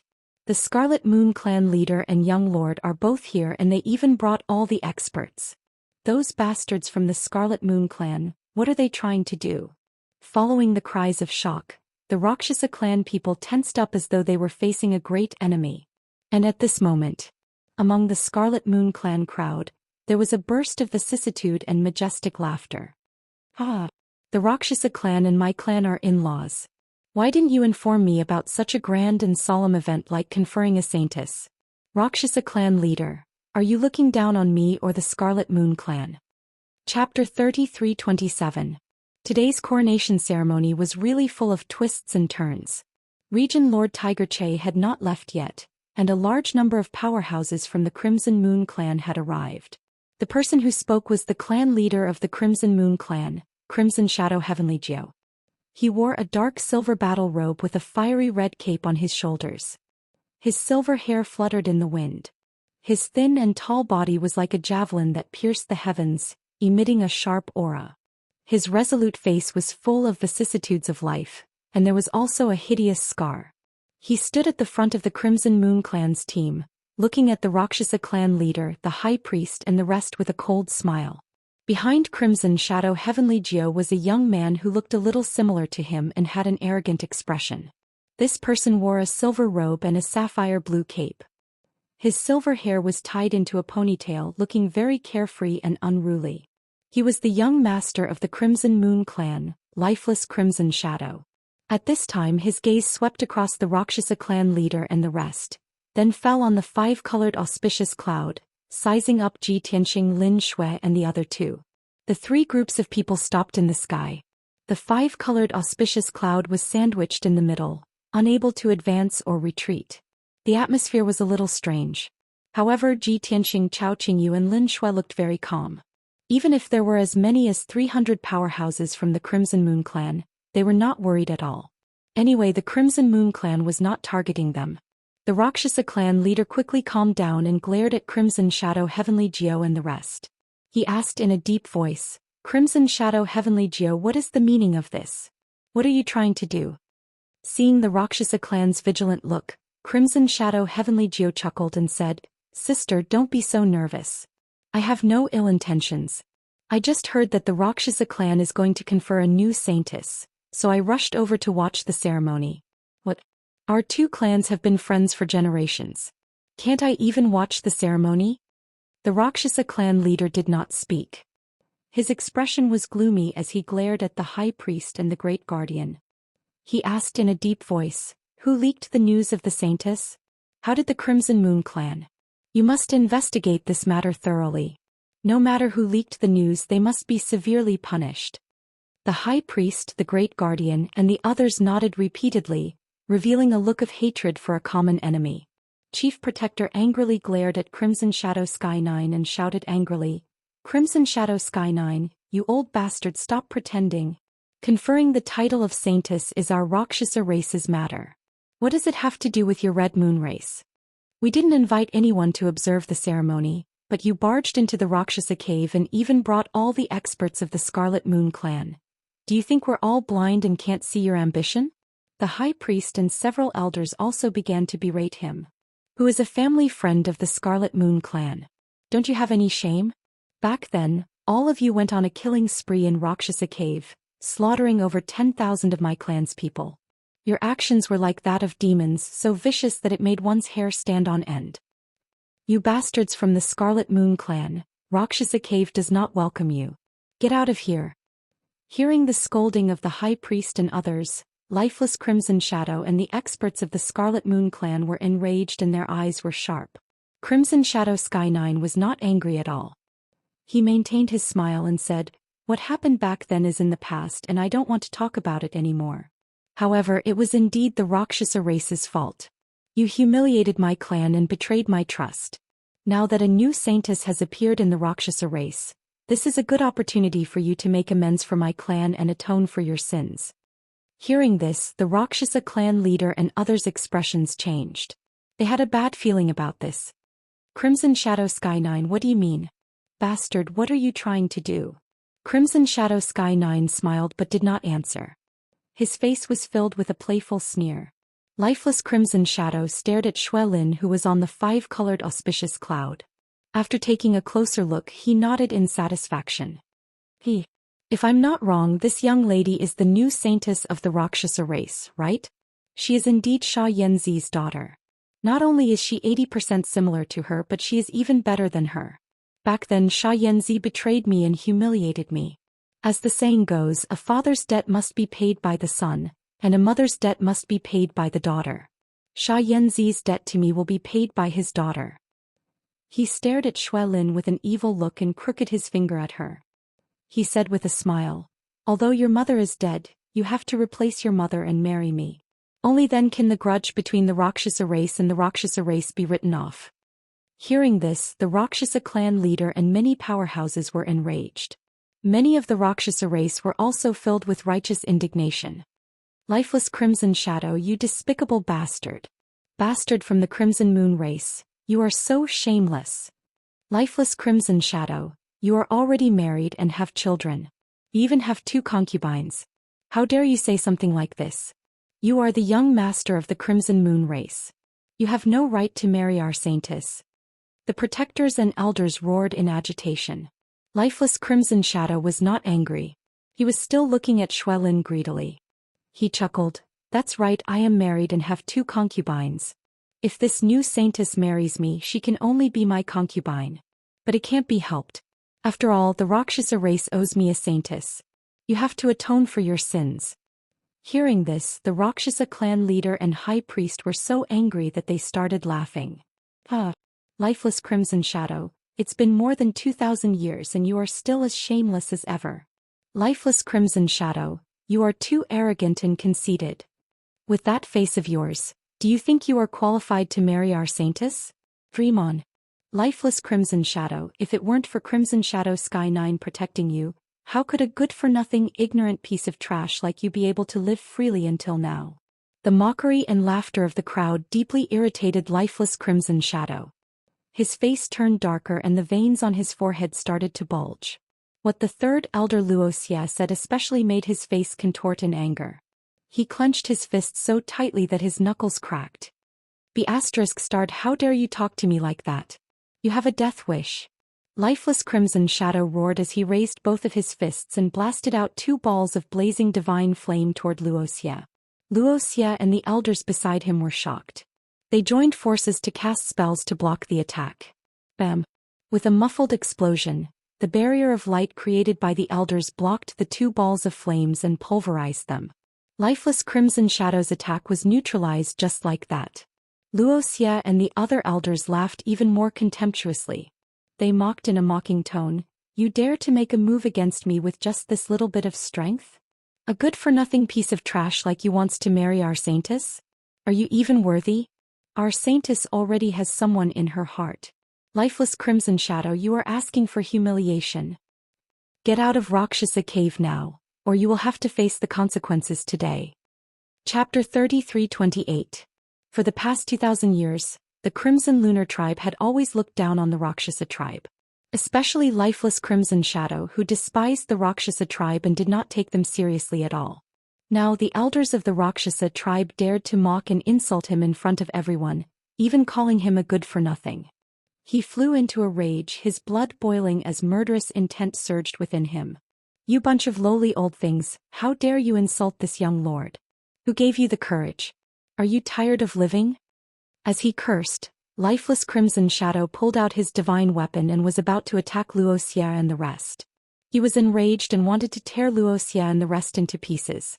However, Crimson Shadow Tianku raised his arm and stopped him. Lifeless, don't be rash. Lifeless Crimson Shadow was very respectful to his father and dared not disobey him. He could only suppress his anger. Crimson Shadow Tianku's expression was dark as he stared at the Rakshasa tribe leader and sneered. The Rakshasa tribe, who used to be so lowly, wagging their tails and begging for mercy, have become so arrogant, daring to challenge the Crimson Lunar tribe. It looks like the Rakshasa tribe has used the newly conferred saintess to find a new backer? The Rakshasa tribe leader, the high priest, the great guardian, and the rest were silent, tacitly agreeing to this. It was not honorable and would be mocked by the Crimson Lunar tribe. However, the current situation was such that the Rakshasa tribe's forces were weak and could not stop the Crimson Lunar tribe's invasion. Other than relying on external forces, the Rakshasa tribe had no other choice. Crimson Shadow Tianku saw that they had tacitly agreed and turned to look at the 5-colored auspicious cloud, his gaze landing on Ji Tianxing. After sizing him up, he sneered in disdain. The Rakshasa tribe is really regressing to have fallen to such a state. There are a few top forces in the Yunyang region and the Rakshasa tribe can't even get close to any of them. They actually found an unknown foreign race kid? Lifeless Crimson Shadow was also sizing up Ji Tianxing and Chao Qingyu. With his head held high, he sneered disdainfully and said, "Kid, you sure are miserable." When he went out, he didn't even have a guard of honor or guards. He only had a follower. I really don't know if you're lucky or if the Rakshasa people are blind to actually give their saintess to you. Hand over the holy maiden obediently and kowtow 3 times to this young master. Then this young master will spare your life. Just now Zhou Xian and the others had mocked and insulted lifeless Crimson Shadow. At this moment he had to mock Xianxia to his heart's content in order to humiliate the Rakshasa tribe. It was a pity. Crimson Shadow Sky 9 and his son had found the wrong person. Chao Qingyu narrowed his eyes, his expression and gaze turning cold. Looking down at Xianxia and his sons, he said with a deep and dignified tone, "All members of the Red Moon clan, including you and your sons, kneel down and kowtow to our master. You only have 3 breaths of time. If you miss this opportunity, you will have to bear the consequences." A vigorous and powerful voice reverberated in the sky, shaking everyone's eardrums. The Rakshasa tribe leader, the high priest, and the others were filled with excitement and anticipation, waiting to watch a good show. They knew Chao Qingyu's means the best. They were waiting to see the Red Moon clan run away in embarrassment. However, Xianxia and his sons and the over 300 members of the Red Moon clan were stunned. After being stunned for a moment, they regained their senses and roared with laughter. "Haha, this is ridiculous. Did I hear it wrongly? Where did this reckless thing come from? How dare he ask us to kneel and kowtow? Crazy. That guy must be crazy. It looks like they're most likely not from Yunyang region. They don't even know the name of the Red Moon clan. I didn't expect the Rakshasa tribe to find such an idiot for a marriage alliance. Was his brain kicked by a pig?" Xianxia and his sons, as well as many Red Moon clan experts, laughed and discussed mockingly. Chao Qingyu's expression did not change as he began the countdown. 3, 2, 1. Seeing this, the members of the Red Moon clan laughed even more crazily. "Ah, is that guy a fool? Did he really take it seriously?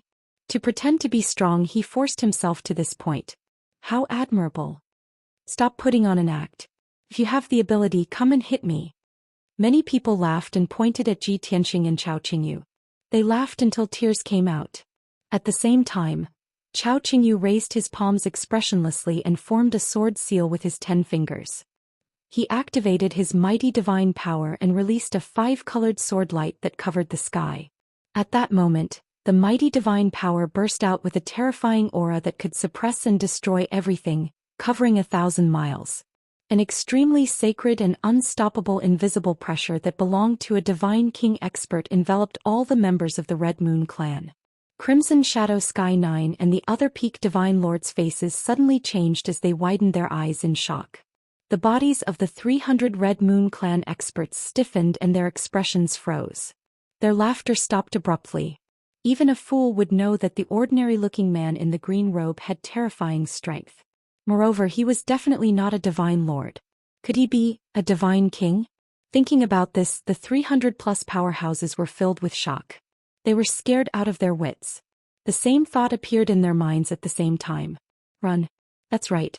Facing a real divine king expert, they had no thoughts of resisting and could only run. However, more than 2,000 enormous 5-colored sword beams poured down like a torrential downpour, sealing off the entire area. It was too late for the Red Moon clan experts to run away. Swoosh, swoosh, swoosh. Bang, bang, bang, bang. Rumble, rumble, rumble. In the next moment, the sword rain poured down and drowned the figures of the Red Moon clan members. Muffled booms and deafening explosions also exploded in the sky, shaking the heavens. During this time, there were countless screams and wails of the Red Moon clan experts. It was chaos. The 5-colored divine light shone and covered everything.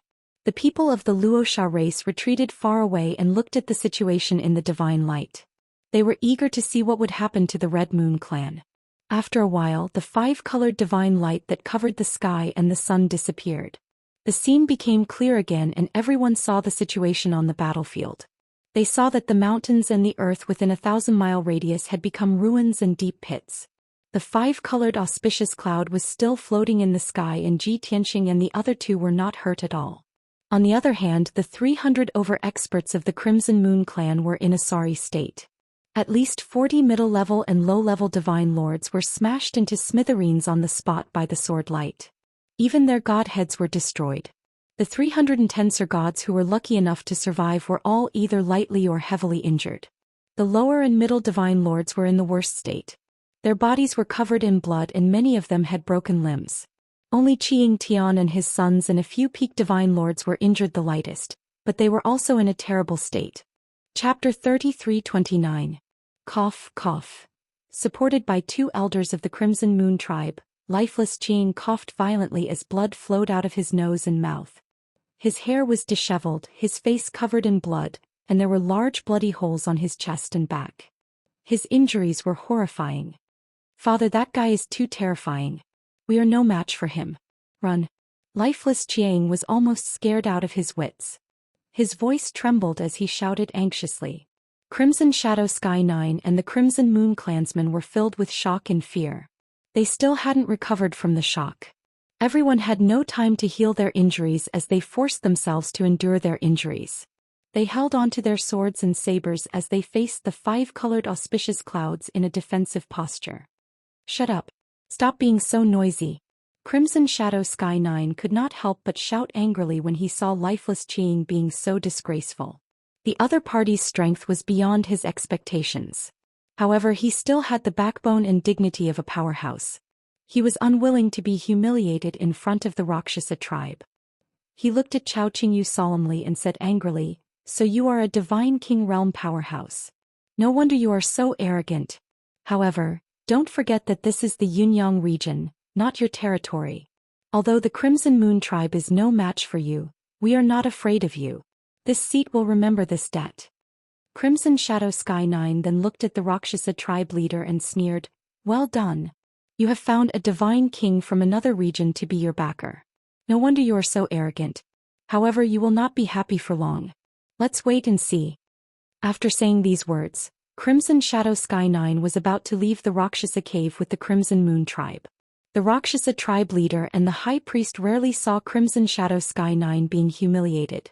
Now, seeing the Crimson Moon tribe in such a miserable state, Crimson Shadow Sky 9 was inexplicably angry and humiliated. The people of the Rakshasa clan were excited and laughed heartily. Even the Rakshasa tribe leader's attitude changed a little. He was also more certain that Chao Qingyu had only used 30% of his strength when he attacked them. Otherwise, the Rakshasa tribe would have ended up worse than the Crimson Moon tribe. Seeing the Crimson Moon tribe run away, the storm was about to end. However, a cold and dignified voice suddenly sounded in the sky. "Did I allow you to leave?" As soon as these words were spoken, the entire place fell silent. Countless people raised their heads and looked at the colorful clouds in the sky. Their eyes were focused on Ji Tianxing. Crimson Shadow Sky 9 frowned and asked with a gloomy expression, "What do you want to do?"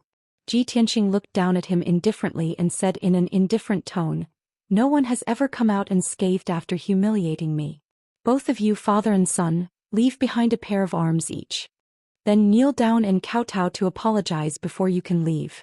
As soon as these words were spoken, the Red Moon clansmen widened their eyes in shock. Their faces were filled with grief, anger, and humiliation. The Rakshasas, on the other hand, were inexplicably excited. They could not help but wave their fists and cheer. They were filled with anticipation as they looked at Crimson Shadow Sky 9 with schadenfreude, mocking him without restraint. "Ah, Crimson Shadow Sky 9. To think that you would have such a day. Do you know who this young master is? The famous Region Lord Tiger Cleaver. This Region Lord is the future husband of our tribe's saint. How dare you be so presumptuous toward the Region Lord? You're asking for humiliation. Crimson Shadow Sky 9, what are you still standing there for? Cut off your son's arms and kneel down to the Region Lord to apologize. You reap what you sow.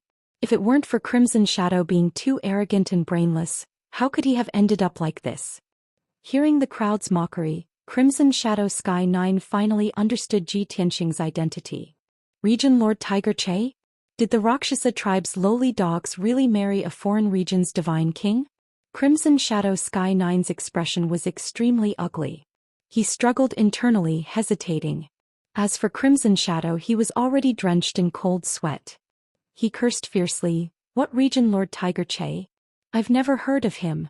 Let me tell you, don't go overboard. Don't go overboard so that we can meet again in the future. This is the Yunyang region, you can't do whatever you want here." Ji Tianxing ignored Crimson Shadow and stared at Crimson Shadow Sky 9 coldly. My patience is limited. If you haven't made up your mind within 3 breaths, then don't hesitate. I'll send all of you home personally. Crimson Shadow Sky 9 and the Crimson Lunar Tribe's experts froze when they heard this. They were filled with resentment and despair. Crimson Shadow was stunned.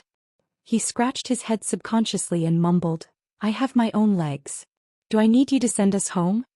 Hearing this, many Crimson Lunar Tribe's experts looked at him with complicated gazes. Crimson Shadow Sky 9 felt powerless. He wanted to dig a hole and hide in it.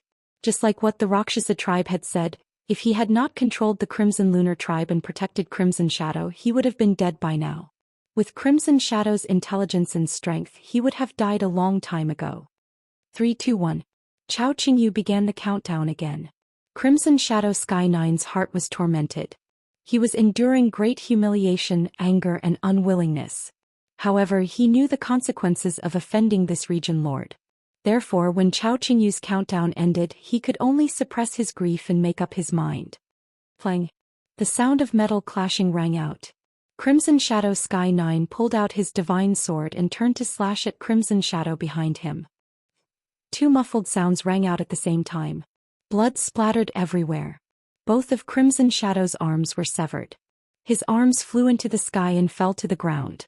His sword was so fast that Crimson Shadow could not react in time. After a while, Crimson Shadow felt the pain and let out a shrill cry. Father, why did you do this? How could you do this? Crimson Shadow was rolling on the ground in pain as he questioned his father with all his might. Crimson Shadow Sky 9 endured the humiliation and grief and chopped off his own arms with his sword. Thump, thump. With 2 muffled sounds, his arms fell into the ruins. The divine sword automatically returned to its scabbard and hid in Crimson Shadow Sky 9's body. He slowly knelt down and kowtowed 3 times to the 5-colored auspicious cloud. Then he said in a low and trembling voice, I failed to recognize Mount Tai and offended the region lord. I'm willing to accept my punishment. Crimson Shadow was still wailing. He was also scolded by him. In order to survive, Crimson Shadow endured the pain and humiliation and knelt down to apologize. Crimson Shadow Sky 9 and his son were the ones who cut off their arms and kowtowed to apologize. However, this was undoubtedly a great humiliation that tormented everyone in the Crimson Moon clan. More than 300 Crimson Moon clan members were filled with grief and humiliation. They lowered their heads to mourn. Ji Tianxing glanced at them indifferently and said, Scram. Crimson Shadow Sky 9 bowed to express his gratitude and then left with the Crimson Moon clan members. Whoosh. Whoosh. The Crimson Moon clan members were silent and left the Luosha cave as fast as they could. Everyone from the Rakshasa tribe who had witnessed the entire process felt exhilarated. Chapter 33:30. Ha! The bastards of the Crimson Moon clan have such a day.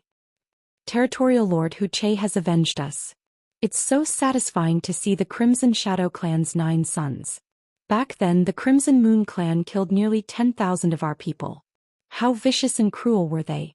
The humiliation they suffered today is just a little interest. It's not revenge. We have a marriage alliance with Territorial Lord Hu Che. Our clan will definitely rise again in the future. Revenge against the Crimson Moon clan is just around the corner. After this battle, the Crimson Moon clan's vitality has been greatly damaged. Those powerhouses will need at least 20 years to recover. The protectors, elders, and powerhouses of the Rakshasa clan were all discussing excitedly. Their spirits were high. As a result, their impression of Ji Tianxing became even more intimate. They even regarded Ji Tianxing as the son-in-law of the Rakshasa clan and a powerful backer in the future. However, Ji Tianxing had no intention of staying. Chao Qingyu waved his hand and cast a spell, shooting out rays of divine light and breaking the seal of the Rakshasa cave in a few moves. Zoosh! A 5-colored screen of light appeared in the sky and a wide door opened. The 5-colored auspicious cloud passed through the gap and disappeared in the sky, leaving the Rakshasa cave. The Rakshasa clan leader, the high priest, the great protector, and the others were stunned for a moment and then hurriedly chased out. Territorial Lord, wait. After flying out of the Rakshasa cave, everyone flew into the sky and chased after the 5-colored auspicious cloud. The 5-colored auspicious cloud stopped. Ji Tianxing, Chao Qingyu and Lin Shui all turned to look at everyone. What's the matter? Chao Qingyu asked with a displeased expression. The Rakshasa clan leader and the others came closer and hurriedly bowed and explained, Territorial Lord, please don't misunderstand. You helped us out just now and taught those bastards of the Crimson Moon clan a lesson. You've helped us so much. We haven't even had the chance to thank you. They got it. Chao Qingyu nodded indifferently and was about to control the five-colored auspicious cloud to leave. The Rakshasa clan leader and the others hurriedly bowed and thanked him. At this time, Lin Shui suddenly said to Ji Tianxing and Chao Qingyu telepathically, Are we leaving just like that? What about third elder Wuxia? Are we going to let him go just like that? My parents' corpses have been ground to dust by him. I can't let this go. Only then did Ji Tianxing remember that he had indeed neglected this matter. Meng Yu has already paid the appropriate price and the main culprit Wuxia is still alive. It, Luo Wuxia it Luo Luos, Chao Qingyu said. Chao Qingyu thought for a moment and reminded him, Young master, these guys are deeply grateful to us. If you directly kill Wuxia, wouldn't it be a little? Ji Tianxing revealed a playful smile and said, I naturally won't kill Wuxia in front of them. That would be letting him off too easily. Then he looked down at the Rakshasa clan leader, high priest and the others and said, I know that you guys will be worried if I bring the saintess out to play like this. The high priest, protector and the others hurriedly waved and shook their heads, denying it. Don't misunderstand, Territorial Lord. We definitely don't have such thoughts. Do you know how honorable and transcendent the Region Lord is? Why would we doubt your character? We believe in your words very much. Only the Rakshasa clan leader did not express her opinion. After all, Ji Tianxing spoke her mind. Ji Tianxing raised his hand to signal for everyone to be quiet. He said calmly, You don't have to explain. I know what I'm doing. To make you feel at ease, I can choose an elder to follow. After he finished speaking, he swept his gaze across the elders, as if he was sizing them up and considering them. The few elders were wild with joy and excitement. They wanted to seize this opportunity to get close to a divine king powerhouse. Ji Tianxing looked around. Finally, his gaze landed on Wuxia. This elder is strong and has an extraordinary bearing. He'll be the one. Wuxia was overwhelmed by the favor. He was so excited that he thought to himself, Heavens! Is my luck really turning for the better? Am I going to achieve meteoric success? Not only did I make a great contribution, but I also got the clan leader's reward. Even this region Lord Hutch also sees me in a new light. This is a once-in-a-lifetime opportunity. As long as I win the favor of Region Lord Hutch, why would I worry about not having a lucky chance? Under the envious gazes of the few elders, Wuxia nodded his head repeatedly and agreed. He said flatteringly, Many thanks for Territorial Lord's great favor. This is Junior's honor. The Rakshasa clan leader's expression and gaze also clearly eased up a lot. She felt more at ease in her heart. Following that, Wuxia flew towards the five-colored auspicious cloud under everyone's gaze. Landing on the five-colored auspicious cloud, he hurriedly bowed to Ji Tianxing and said carefully, My lord, with your identity and status, how can you not have a solemn and dignified guard of honor when you go out for a trip? Furthermore, for you and Holy Maiden to have fun, you still need a group of guards in attendance. This way it'll be more convenient. Wuxia's meaning was very clear. He wanted to bring more people to follow Ji Tianxing. The Rakshasa clan leader slightly nodded with a touch of relief in his eyes. He was very satisfied with Wuxia's performance. Ji Tianxing also guessed Wuxia's intention, so he nodded and said, That's true. Then you arrange it. Wuxia was even more excited and quickly said, Thank you for your trust, Territorial Lord. It just so happens that I have a group of loyal and sensible guards. I'll let them follow you and Holy Maiden along the way and serve you and Holy Maiden well. After that, he sent a message to the commanders and captains of the Imperial Army. After a while, 4 divine emperors in golden armor and more than 30 in silver armor quickly arrived on the five-colored auspicious cloud. These commanders and captains of the Imperial Army all knelt on one knee to show their loyalty to Ji Tianxing and the other 2. Ji Tianxing nodded indifferently, indicating that he agreed to let them follow. This matter was settled. Wuxia and the Rakshasa clan leader were full of joy. The five-colored auspicious cloud turned around and was about to leave the Rakshasa cave under everyone's cheers. However, no one had expected. At this moment, A huge crack suddenly appeared in the sky above everyone's heads. Boom. Two clusters of dazzling divine light crawled out of the 1,000-mile-long space crack and fell down like shooting stars.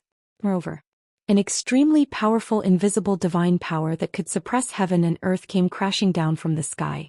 A deep and dignified middle-aged man's voice rang in everyone's ears.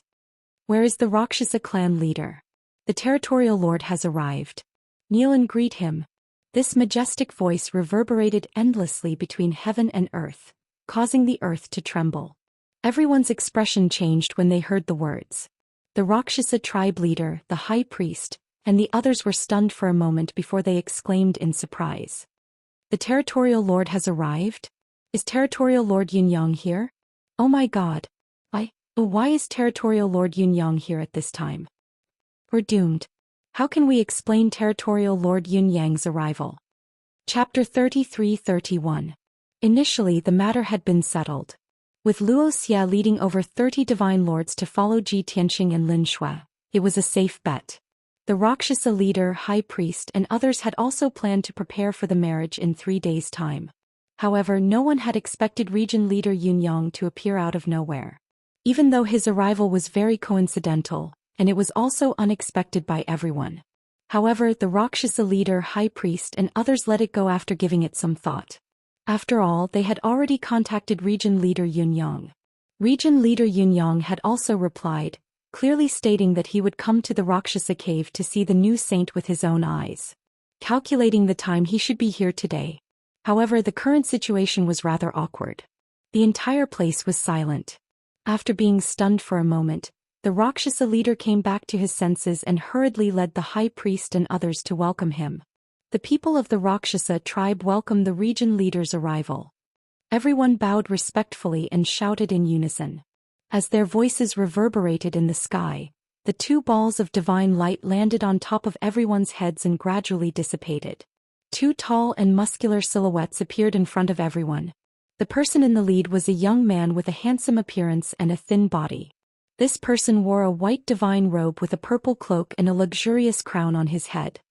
His long, fiery red hair fell to his shoulders and danced in the wind, looking carefree and unruly. To most of the god tribe's ladies, this handsome red-haired youth was irresistibly attractive. After all, he was a powerful middle divine king and also the honorable region leader Yunyang. Standing behind territory lord Yunyang was a middle-aged man with a muscular physique. This person's build was like an iron tower, his skin as dark as an old bear's. His face was resolute and dignified, his eyes as large as bronze bells emitting an aura of authority. Although he was also an honorable divine king expert, he was a middle divine king. However, he was a lower deity king, the guard and assistant of region lord Yunyang. His status was basically on par with Chao Qingyu. However, the situation was slightly different. After all, Ji Tianxing, the region leader Tiger Che, was a fake. All the top forces in the Cloud Yang region knew that this middle-aged divine king was called Divine King Lingfeng.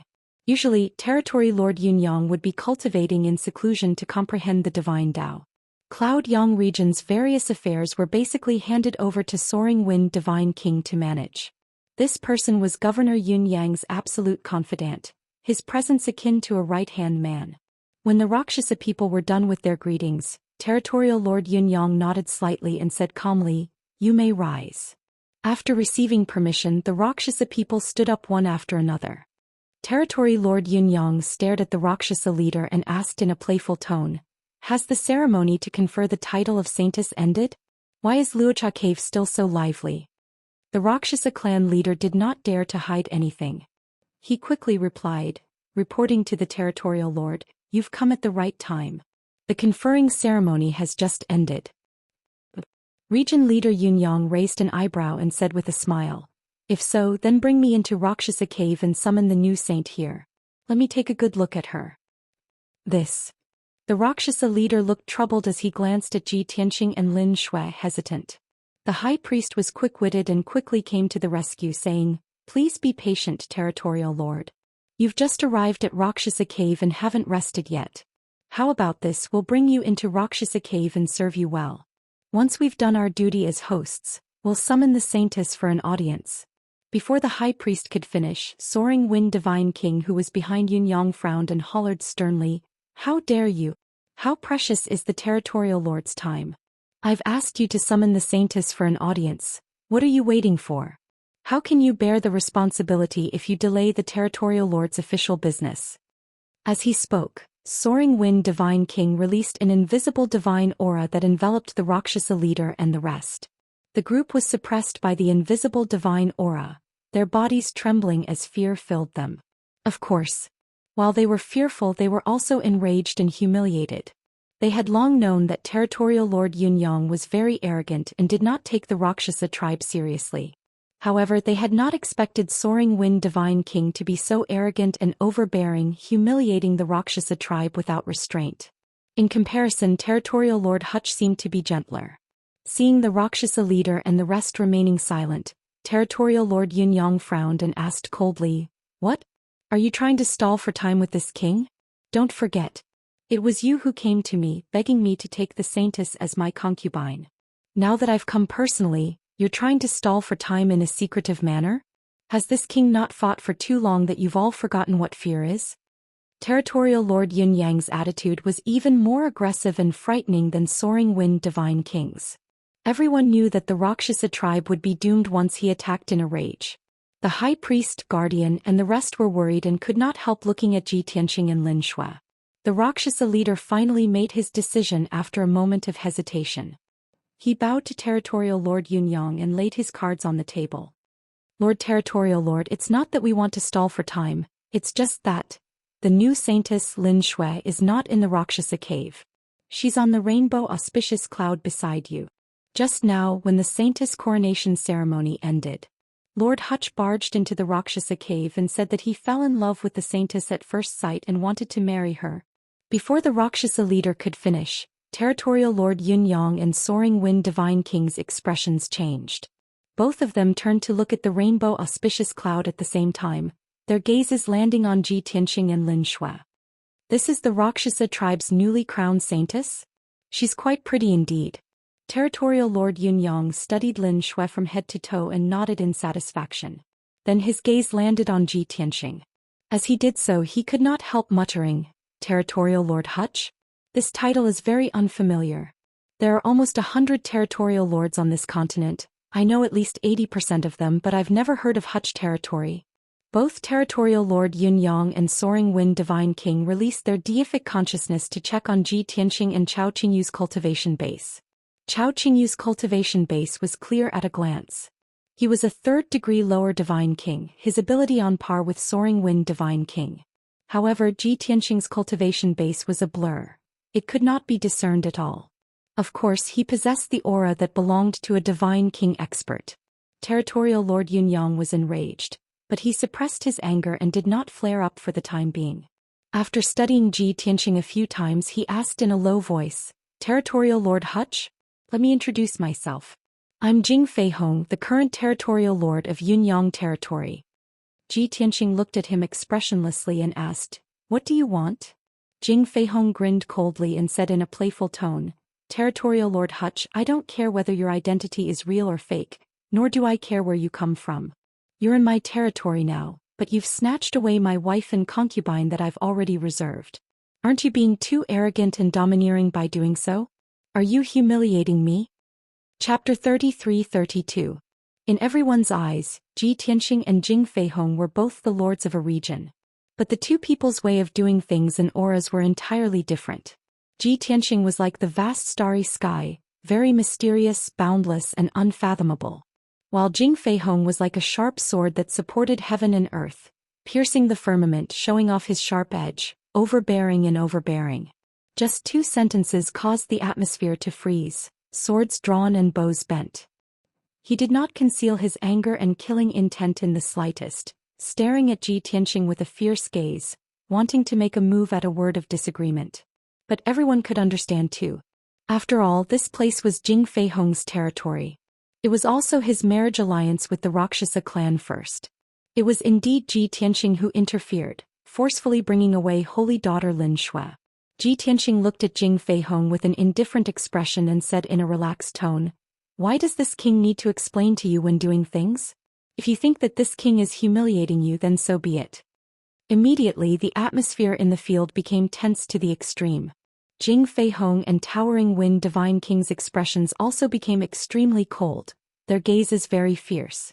Unparalleled fury and killing intent erupted from the two people's bodies, engulfing a radius of 10,000 miles. Brat, you're courting death here. Jing Feihong gave an angry cry, raising both fists brazenly, erupting with 100% power, smashing fiercely towards Ji Tianxing. Divine Elephant Heaven-shaking fist. Blinding divine light gushed out from Jing Feihong's two fists, condensing into two fist lights that were as large as mountains, smashing fiercely towards the five-colored auspicious cloud. Inside the dazzling five-colored fist lights contained 200 kinds of divine Tao laws, erupting with a divine power undulation that could obliterate heaven and earth. Jing Feihong was a middle-level divine king of the 5th degree realm, grasping 410 kinds of divine Tao laws. But he could at most utilize half of his divine Tao laws in an actual battle. This was also a normal situation. Among 1,000 divine king powerhouses, 999 people were like this. Him going all out the moment he made his move also harbored sinister intentions. He wanted to catch Ji Tianxing unprepared, injuring Ji Tianxing with lightning-quick means. In this way not only could he intimidate everyone and establish his prestige, he could also end the battle quickly and save energy. Although his idea was good, he had underestimated Ji Tianxing's strength and methods. Ji Tianxing was able to determine his nature in just a short moment of contact and a short exchange of words. Therefore he expected that he would go all out from the get-go. Therefore Ji Tianxing was already prepared. Sword of Destruction. Ji Tianxing also snorted coldly as he formed a sword seal with both hands. He activated the terrifying power of the five elements world and released two gigantic golden swords that were thousands of feet long. He'd also exerted his full strength, utilized his trump card and utilized 220 types of divine Tao laws. Boom! Following an earth-shattering explosion, a loud noise erupted.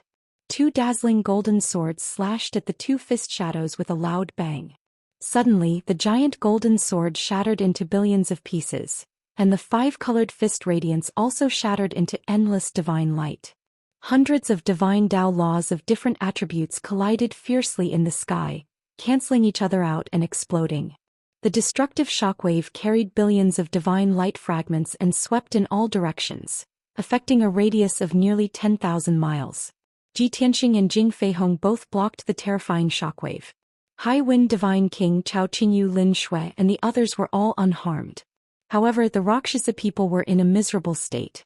The first to bear the brunt was naturally Wuxia and more than 30 commanders and captains of the Forbidden Army. Ji Tianxing wanted to kill them, so why would he help them block the shockwave? When the destructive five-colored hurricane carried the divine light fragments and the power of the divine Tao laws, it swept across everyone. Wuxia, a peak divine lord, only lasted for 2 seconds before he was shattered into pieces and turned into a rain of blood. Even his divine spark was shattered into more than 20 pieces and he died on the spot. More than 30 commanders and captains of the Forbidden Army were instantly killed. They were not qualified to block at all and were directly turned into dust by the shockwave. Not far away, the Rakshasa clan leader, the Grand Priest and the Great Guardian were also severely injured. When Jing Feihong attacked, they knew something was wrong and retreated as fast as they could. However, they were only 1,000 miles away when the terrifying shockwave engulfed them. Bam, bam, bam, poof, arg. With a series of muffled sounds, the Rakshasa clan leader and the others were sent flying. The clan leader, the Grand Priest, the Great Guardian, and the two peak divine lords were severely injured. Their limbs were broken and blood spurted out of their orifices. As for the elders and deacons, they were blasted into pieces on the spot and blood rained down. The clan leader, the Grand Priest, the Great Guardian, and the others who were lucky enough to survive didn't have time to be angry and cursed. They looked around and saw that everything within 10,000 miles had turned into ruins. The mountains, forests, and lakes had all disappeared. Only then did everyone see how terrifying the battle between divine kings at the territorial lord level was. Damn it! Everyone hide back in Rakshasa Cave. We mustn't be affected again. Those two cruel and cold-blooded bastards don't care about our lives at all. Stop complaining. The battle between divine king experts isn't something we can participate in. We don't even have the right to watch. The clan leader, the grand priest, and the others exclaimed in disgust. They hurriedly activated the Rakshasa Caves formation and hid back inside. On the ruined battlefield, only Ji Tianxing, Chao Qingyu, Lin Shui, Jing Feihong, and Divine King Lingfeng were left. The 5 of them were divided into 2 groups and stood 1,000 miles apart in the sky, facing each other with murderous intent. Jing Feihong glared at Ji Tianxing and sneered coldly. You can actually block this king's fatal blow.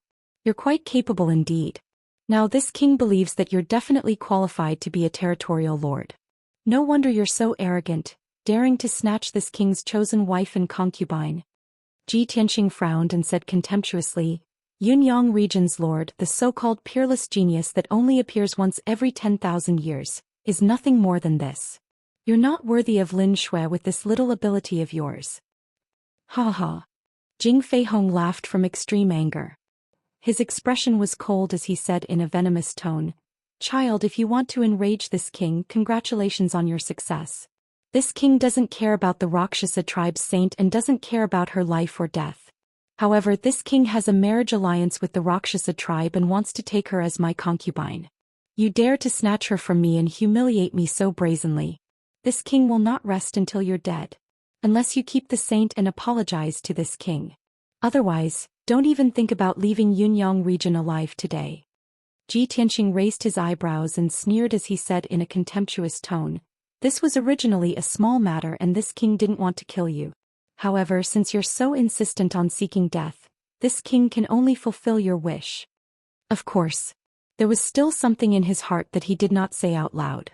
This is my first battle after recovering the realm of Divine King and it's against an intermediate Divine King. I'll use this fellow as a whetstone. I'll test my true combat power and see how far it has come. I'll also see how much of the 3,000 Dao I've mastered back then I can perform now. Chapter 33:33. Ha! What shameless boasting. Jing Feihong glared at Ji Tianxing and laughed contemptuously. You dare to open a dye house just because I gave you some face? You think too highly of yourself. Ji Tianxing couldn't be bothered to bicker with him. He took out the sword of burial of heaven and shouted coldly, Cut the crap and die. As soon as he finished speaking, Ji Tianxing swung the heaven burial sword and unleashed an overwhelming 5-colored sword radiance toward Jing Feihong. The sharp sword energy tore through the sky and space and locked onto Jing Feihong's aura. He had nowhere to run. However, he didn't panic. He quickly took out a king-grade divine saber and slashed it with overbearing might. Heaven-splitting saber. Boom. Amidst a deafening explosion, the 1,000-meter-long saber light shattered the sword light that filled the sky. Then the saber light collapsed and exploded. However, the power of the two was too violent. While the divine saber and the sword of burial of heaven collided with each other and exploded with a deafening sound. Clang. The sound of metal clashing spread for thousands of miles. It pierced through metal and cracked stone. Cracks appeared in the sky. Ji Tianxing was sent flying backward on the spot, falling into the sky 100 miles away. The heaven burial sword in his hand was also trembling incessantly, letting out a series of low wails. Obviously, the sword of burial of heaven and the king-grade divine saber clashed and suffered a great loss. Although the blade didn't seem to be damaged. However, if they collided a few more times, the sword of burial of heaven would most likely crack and break. After all, it was only a king-grade divine weapon and not a king-grade divine weapon. There was a fundamental difference between the two. Ah, what a joke. Jing Feihong held the divine saber and looked at Ji Tianxing, who was sent flying hundreds of miles away. He looked up to the sky and laughed. The region Lord Tiger Che doesn't even have a king-grade divine artifact, and he's still using a monarch-grade divine sword? You, the domain lord, are really poor to the extreme. How pitiful. When the two of them clashed just now, in terms of the power of their divine abilities and their own combat strength, they were evenly matched.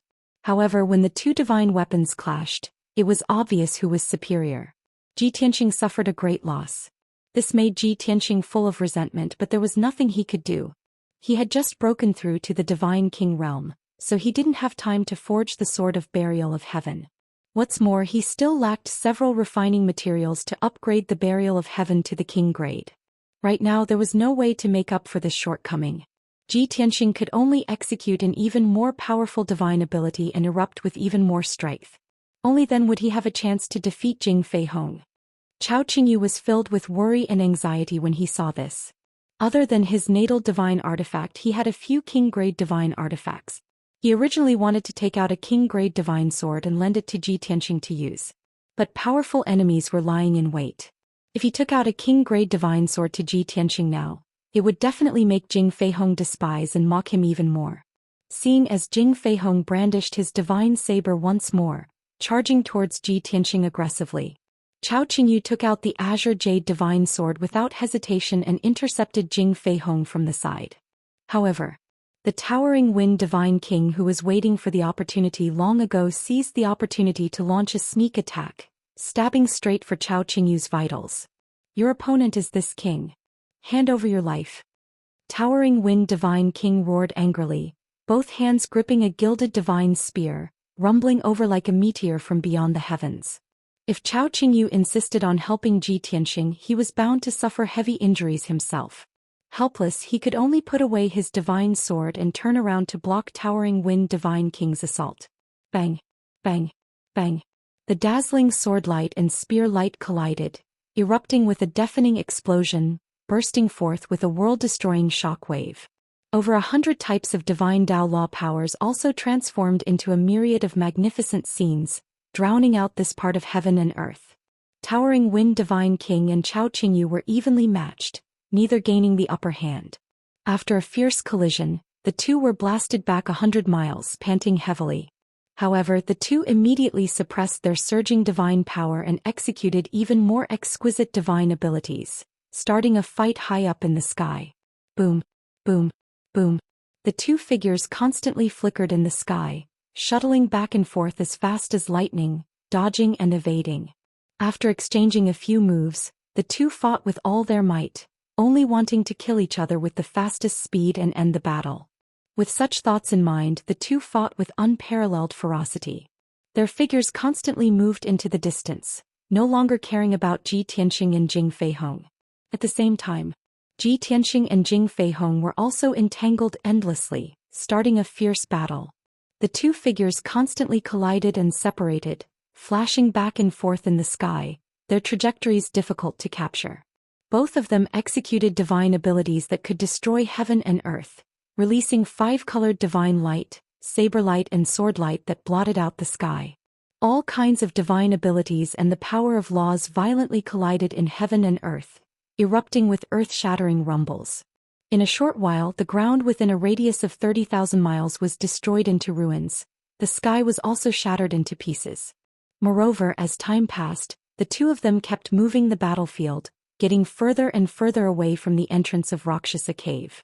After an hour, the two of them had already traveled 100,000 miles, raising this part of heaven and earth into ruins. As far as the eye could see, the majestic mountains and valleys, the lush forests and grasslands had all disappeared. The entire area was in ruins and there were deep pits and ravines all over the place. Smoke and dust filled the air, and there were many cracks and pits in the sky that were slowly healing. However, Ji Tianqing and Jing Feihong still had not decided a victor, and were still evenly matched. Both of them had suffered some minor injuries, their long hair was scattered, their white robes were stained with blood, and their bodies were drenched in sweat. However, with their abilities, they would not be exhausted even if they fought for another 2 days and 2 nights. Of course, the most anxious person in this situation was Jing Feihong. He was the region Lord Yunyang and this was his territory. Moreover, he had an even greater advantage with the help of his divine weapon. Logically speaking, he should have gained the upper hand long ago and suppressed Ji Tianqing in all aspects. However, Ji Tianqing's abilities and methods were far beyond his expectations, and the more he fought, the more fearful he became. Within an hour, Ji Tianqing had executed tens of thousands of divine abilities and skills, and there were very few repetitions. All sorts of divine abilities, secret techniques and ultimate sword Dao skills were displayed to the acme of perfection and transcendence, causing one to gasp in amazement. Even Jing Feihong himself could not help but admit this fact. It's fortunate that I have an emperor-level divine weapon so I can fight him to a draw. If he had an emperor-level divine weapon as well, I would have been defeated long ago with his abilities and methods. Jing Feihong grew more fearful as he fought, his confidence in winning gradually crumbling. He even had the thought of ending the battle as soon as possible, unwilling to be entangled any longer. On the other side, Chao Qingyu and Lingfeng Divine King's battle had also reached its most intense moment, and it was hard to tell who was the victor. Both of them were lower divine kings of the third-degree realm, and both of them had a strong foundation and accumulation. Their battle experience was rich, and their understanding of various divine abilities and principles was quite profound. Although both of them had suffered light injuries and looked rather pathetic, both of them knew that even if they fought for 3 days and 3 nights, until they were exhausted, they could not kill each other. Chapter 33-34.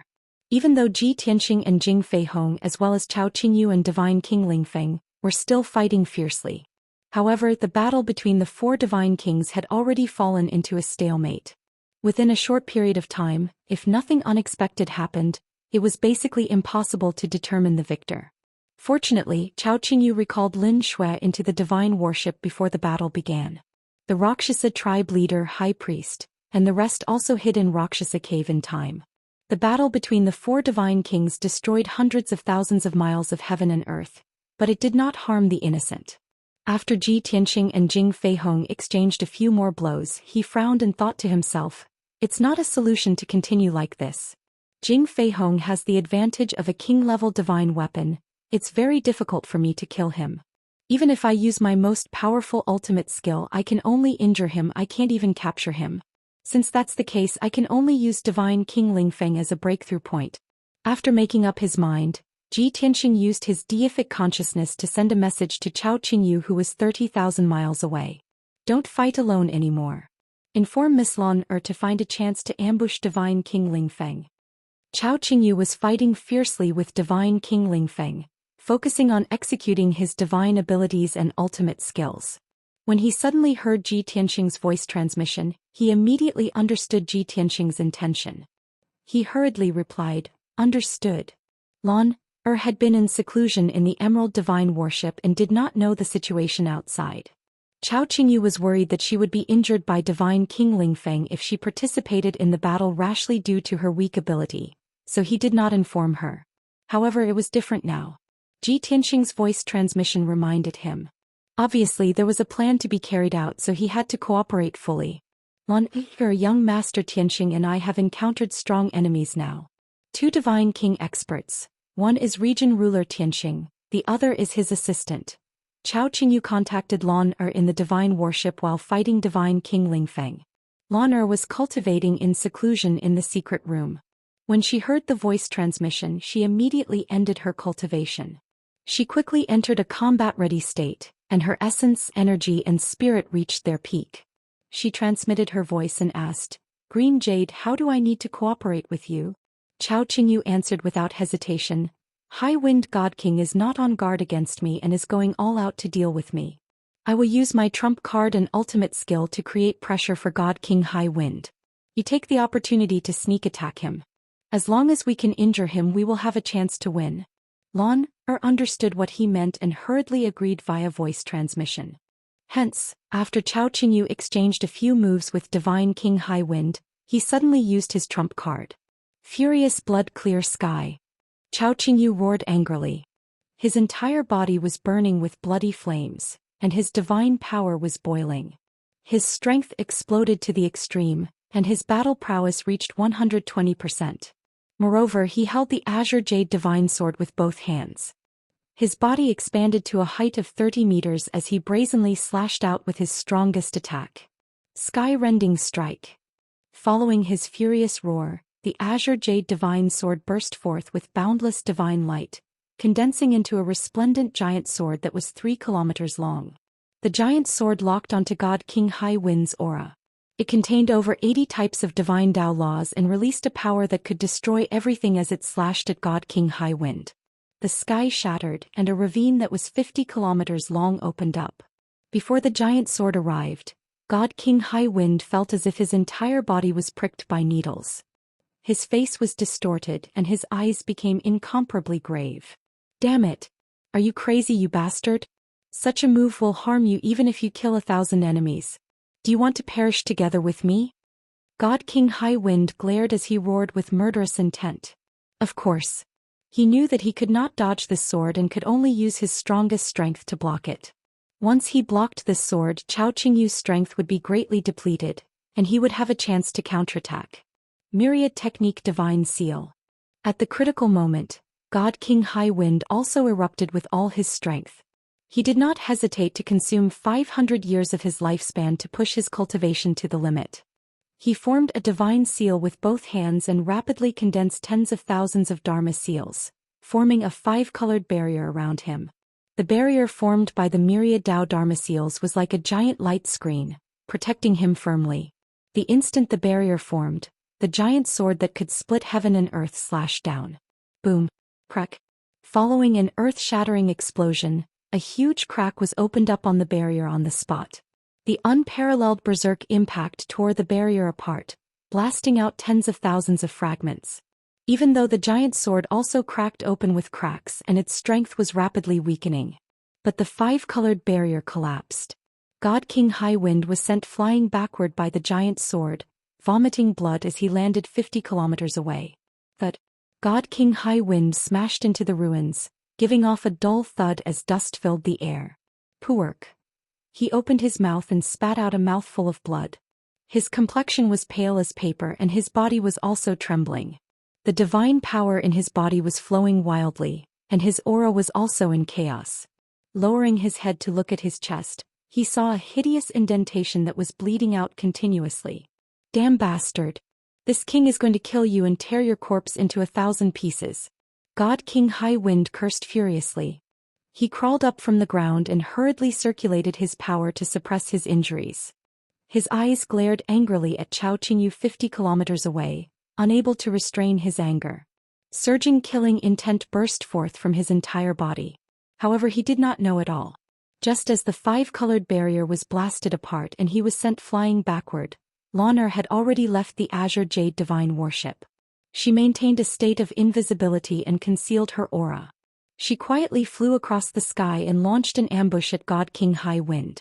If it were normal times with her first-level Divine King Realm strength, it was absolutely impossible for her to ambush God King High Wind. When she was within 10 kilometers of God King High Wind and released her killing intent, God King High Wind could already detect it. And now, the commotion caused by Chao Qingyu and God King High Wind's fight was too great. It could be said to shake the 9 firmaments. God King High Wind was injured by Chao Qingyu again, flying backward while vomiting blood. He was unable to restrain his anger, his killing intent soaring. His vigilance naturally dropped. Furthermore, his attention was all on Chao Qingyu and did not guard against someone ambushing him at all. This way, Lonar's sneak attack succeeding was also an inevitable outcome. Whoosh. 100 meters behind God King High Wind, space distorted and undulated. Lonar appeared out of thin air.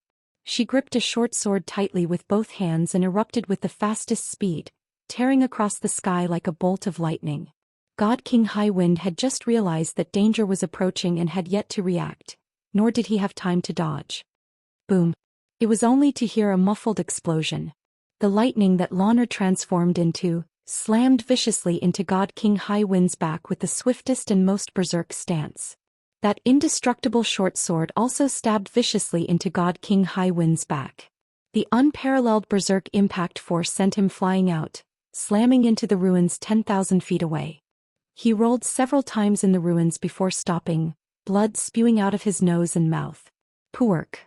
The short sword was still stuck in his body. The blade pierced through his chest, the sword tip emerging from his chest. His heart was pierced, fresh blood gushing out uncontrollably. The heart-wrenching pain made him roar at the sky, letting out a shrill wail. You damn slut. Chapter 33-35. The moment he was stabbed by the dagger, Divine King Lingfeng noticed Lon. He was shocked and furious at the same time, his hatred overflowing to the heavens. A woman at the first level of the Divine King realm had severely injured him and almost destroyed his divine body. This was a great humiliation. Before this, he had never thought that such a thing would happen. Although he could not accept this fact. However, he guessed the truth of the matter after thinking about it. That divine tribe girl must be Chao Qingyu's companion. She had been hiding in the dark, waiting for him to fight Chao Qingyu to reach the most critical moment before attacking and injuring him severely. That must be it. If he had not been restrained by Chao Qingyu and had let his guard down after fighting Chao Qingyu for so long, how could Lan Er have succeeded? Now his enemies had become two divine kings. In addition, he was severely injured, his combat power greatly reduced. He was in a perilous situation. Therefore, Divine King Ling Feng retreated hundreds of miles away, glaring angrily at Chao Qingyu on his left and at Lan Er on his right. "You shameless couple, you're really sinister and despicable." Lan Er's expression was cold as she silently summoned the dagger to fly out of Divine King Ling Feng's body and back to her. Pfft. Once the dagger was pulled out, a bloody hole appeared on Divine King Ling Feng's back.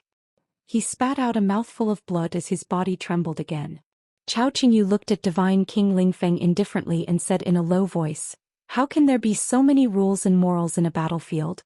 You can only blame yourself for underestimating your enemy." Divine King Ling Feng was speechless, trembling with anger as his eyes glinted coldly. "Despicable beast, just you wait. If he continued to fight, it would only become more dangerous and his injuries would worsen." The only thing he could do now was to retreat and rendezvous with Region Lord Yun Yang. Making up his mind, Divine King Ling Feng was about to turn and flee. However, a scene that made him even more shocked and incredulous appeared. Just as he turned, he saw a white-robed, long-haired human youth standing 5 steps in front of him. He focused his gaze and noticed that the white-robed young man was handsome and mighty. So who else could it be but the Region Lord Hu Che? At this moment, Divine King Towering Wind was frightened out of his wits, chills running down his spine.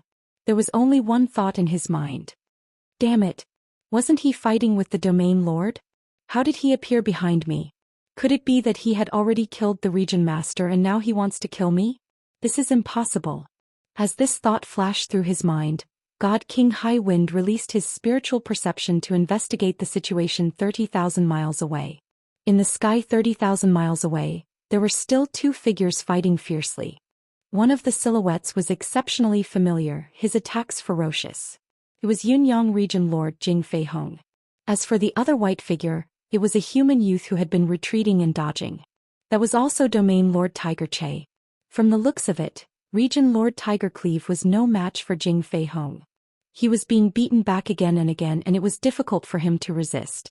Such a bizarre situation left Divine King Towering Wind stupefied on the spot. How could this be? Why were there 2 Region Lord Hutch? Who can tell me what's going on? Divine King Towering Wind's thoughts were instantly thrown into disarray. And at this time, Domain Lord Tiger Che, who was 5 steps away, had long raised the Sword of Burial of Heaven, stabbing over seemingly slowly but actually swiftly. Sword of Daytime. An icy cold low cry also emitted from his mouth. The Sword of Burial of Heaven that was pitch black like ink burst forth with boundless resplendent golden light, condensing into a pinprick the size of a needle, instantly piercing into Divine King Towering Wind's forehead. Swish. Following a soft sound, that pinprick of golden light that was condensed to the extreme pierced through Divine King Towering Wind's defense, piercing deeply into his head. In the next instant, that resplendent golden light suddenly erupted, like a golden mushroom cloud, exploding in the sky. Boom! An earth-shaking loud explosion erupted, reverberating throughout the universe. An apocalyptic shock wave spread out in all directions. However, under Ji Tianxing's precise control, the mushroom cloud only affected a radius of 100 miles, and no longer spread outwards. The result was without a doubt.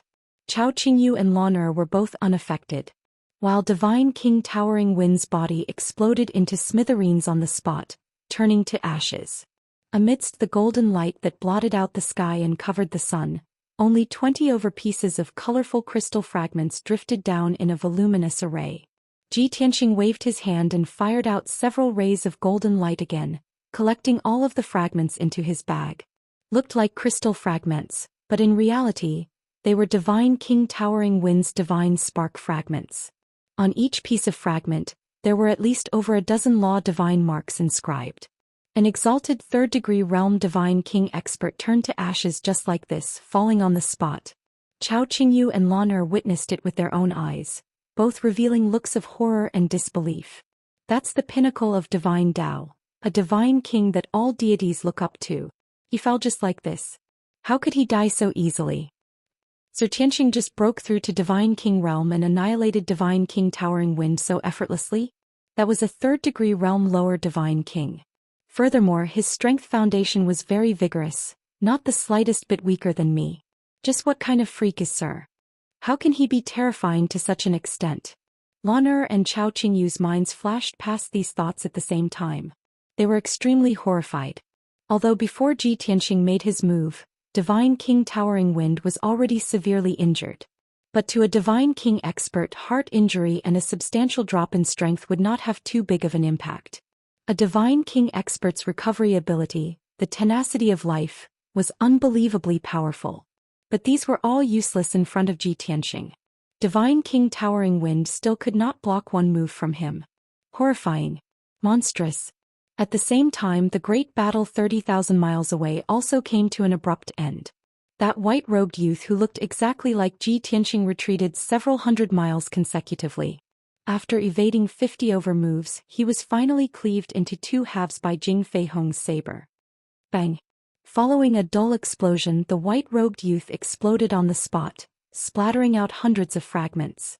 However, the fragments all over the sky all transformed into colorful divine lights, dissipating in the sky. No fresh blood splattered out, and there was also no miserable shriek.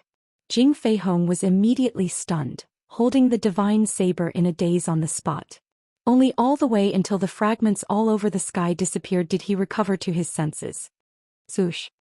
He suddenly turned his head and released his divine sense to envelop Zhi Tianxing, Chao Qingyu and Lan Er, three people. After seeing the three people's location and situation clearly, he suddenly thought of something and immediately came to a realization. This king understands. It's a clone. This is his clone. That's right. Jing Feihong guessed correctly. The white-robed youth who was fighting with him earlier, constantly retreating and dodging, was not Zhi Tianxing's true body. It was his clone.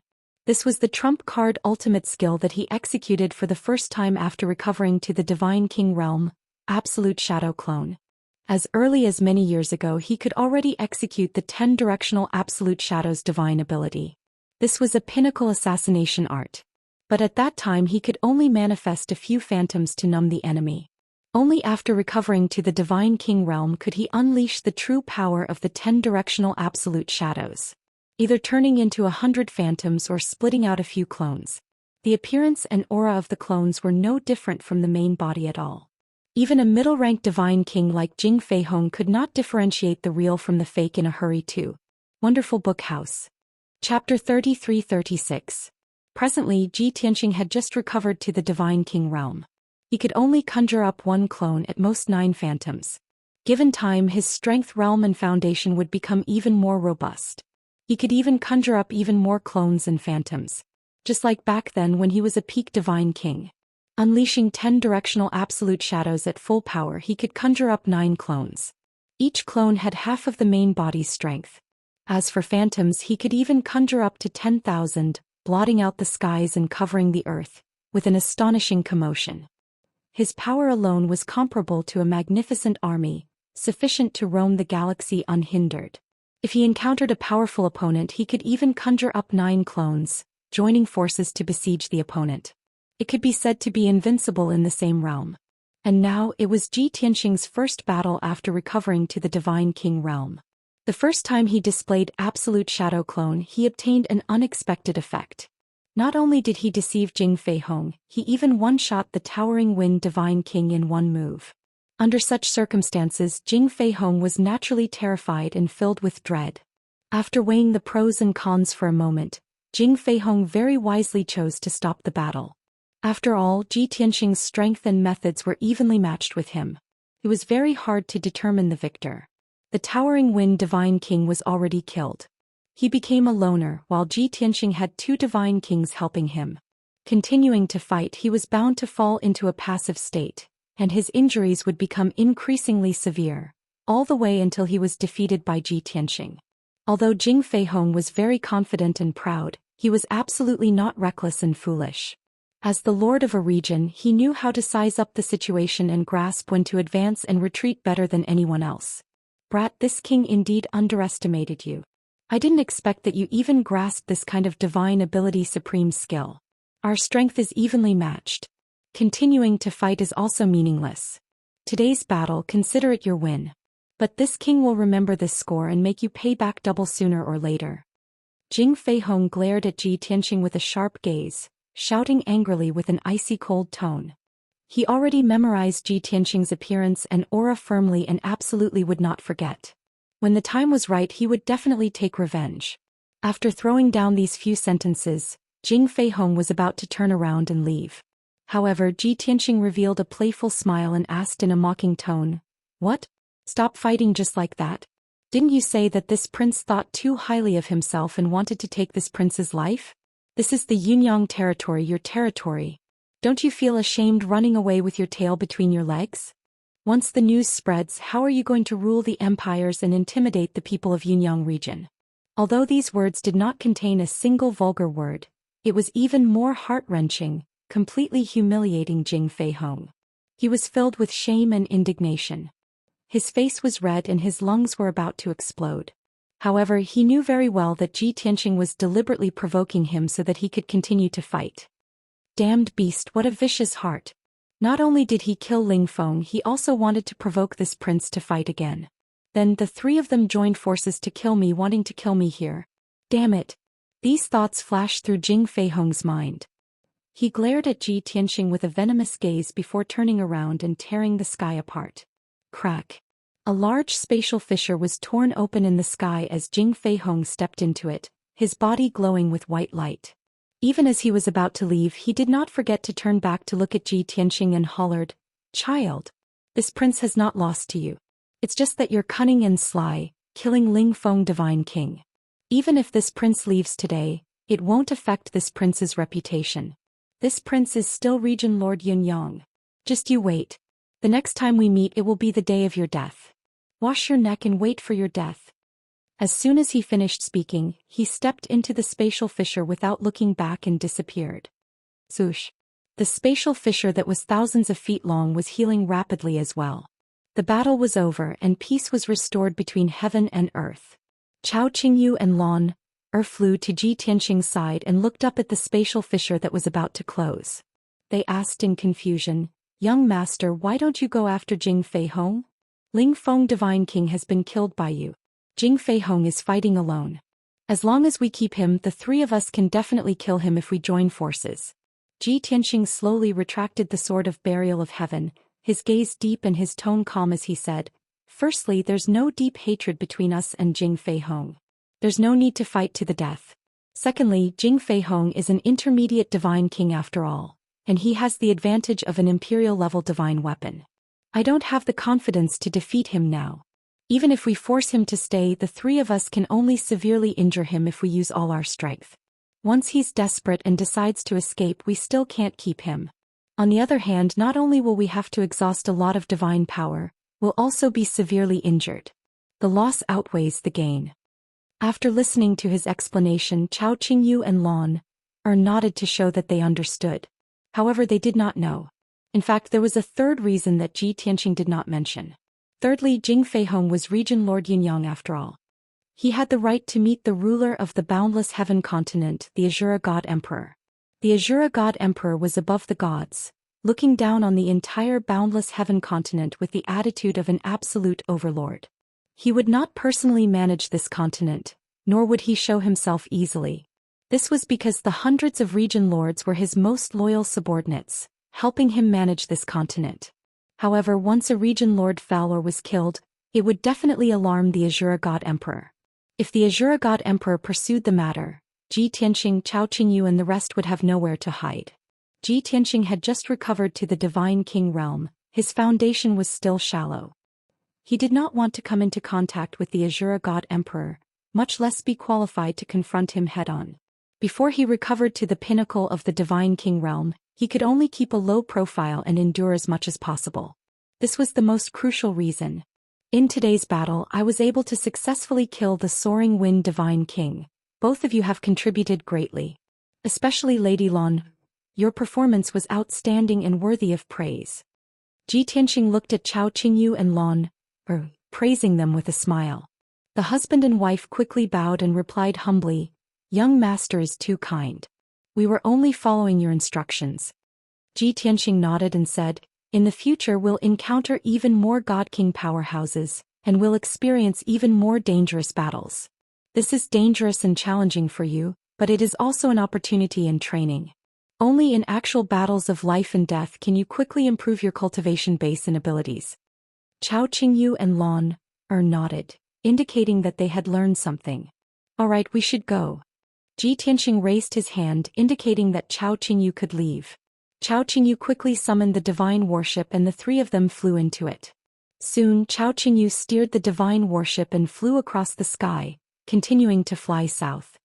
800,000 miles away from here at the entrance of Rakshasa Cave.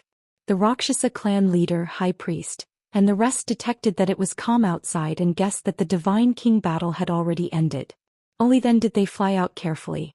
Several powerhouses flew across the sky, crossing the vast ruins wanting to fly south. Along the way they released their divine senses to investigate the surrounding situation, searching for Ji Tianxing and Jing Feihong's figure.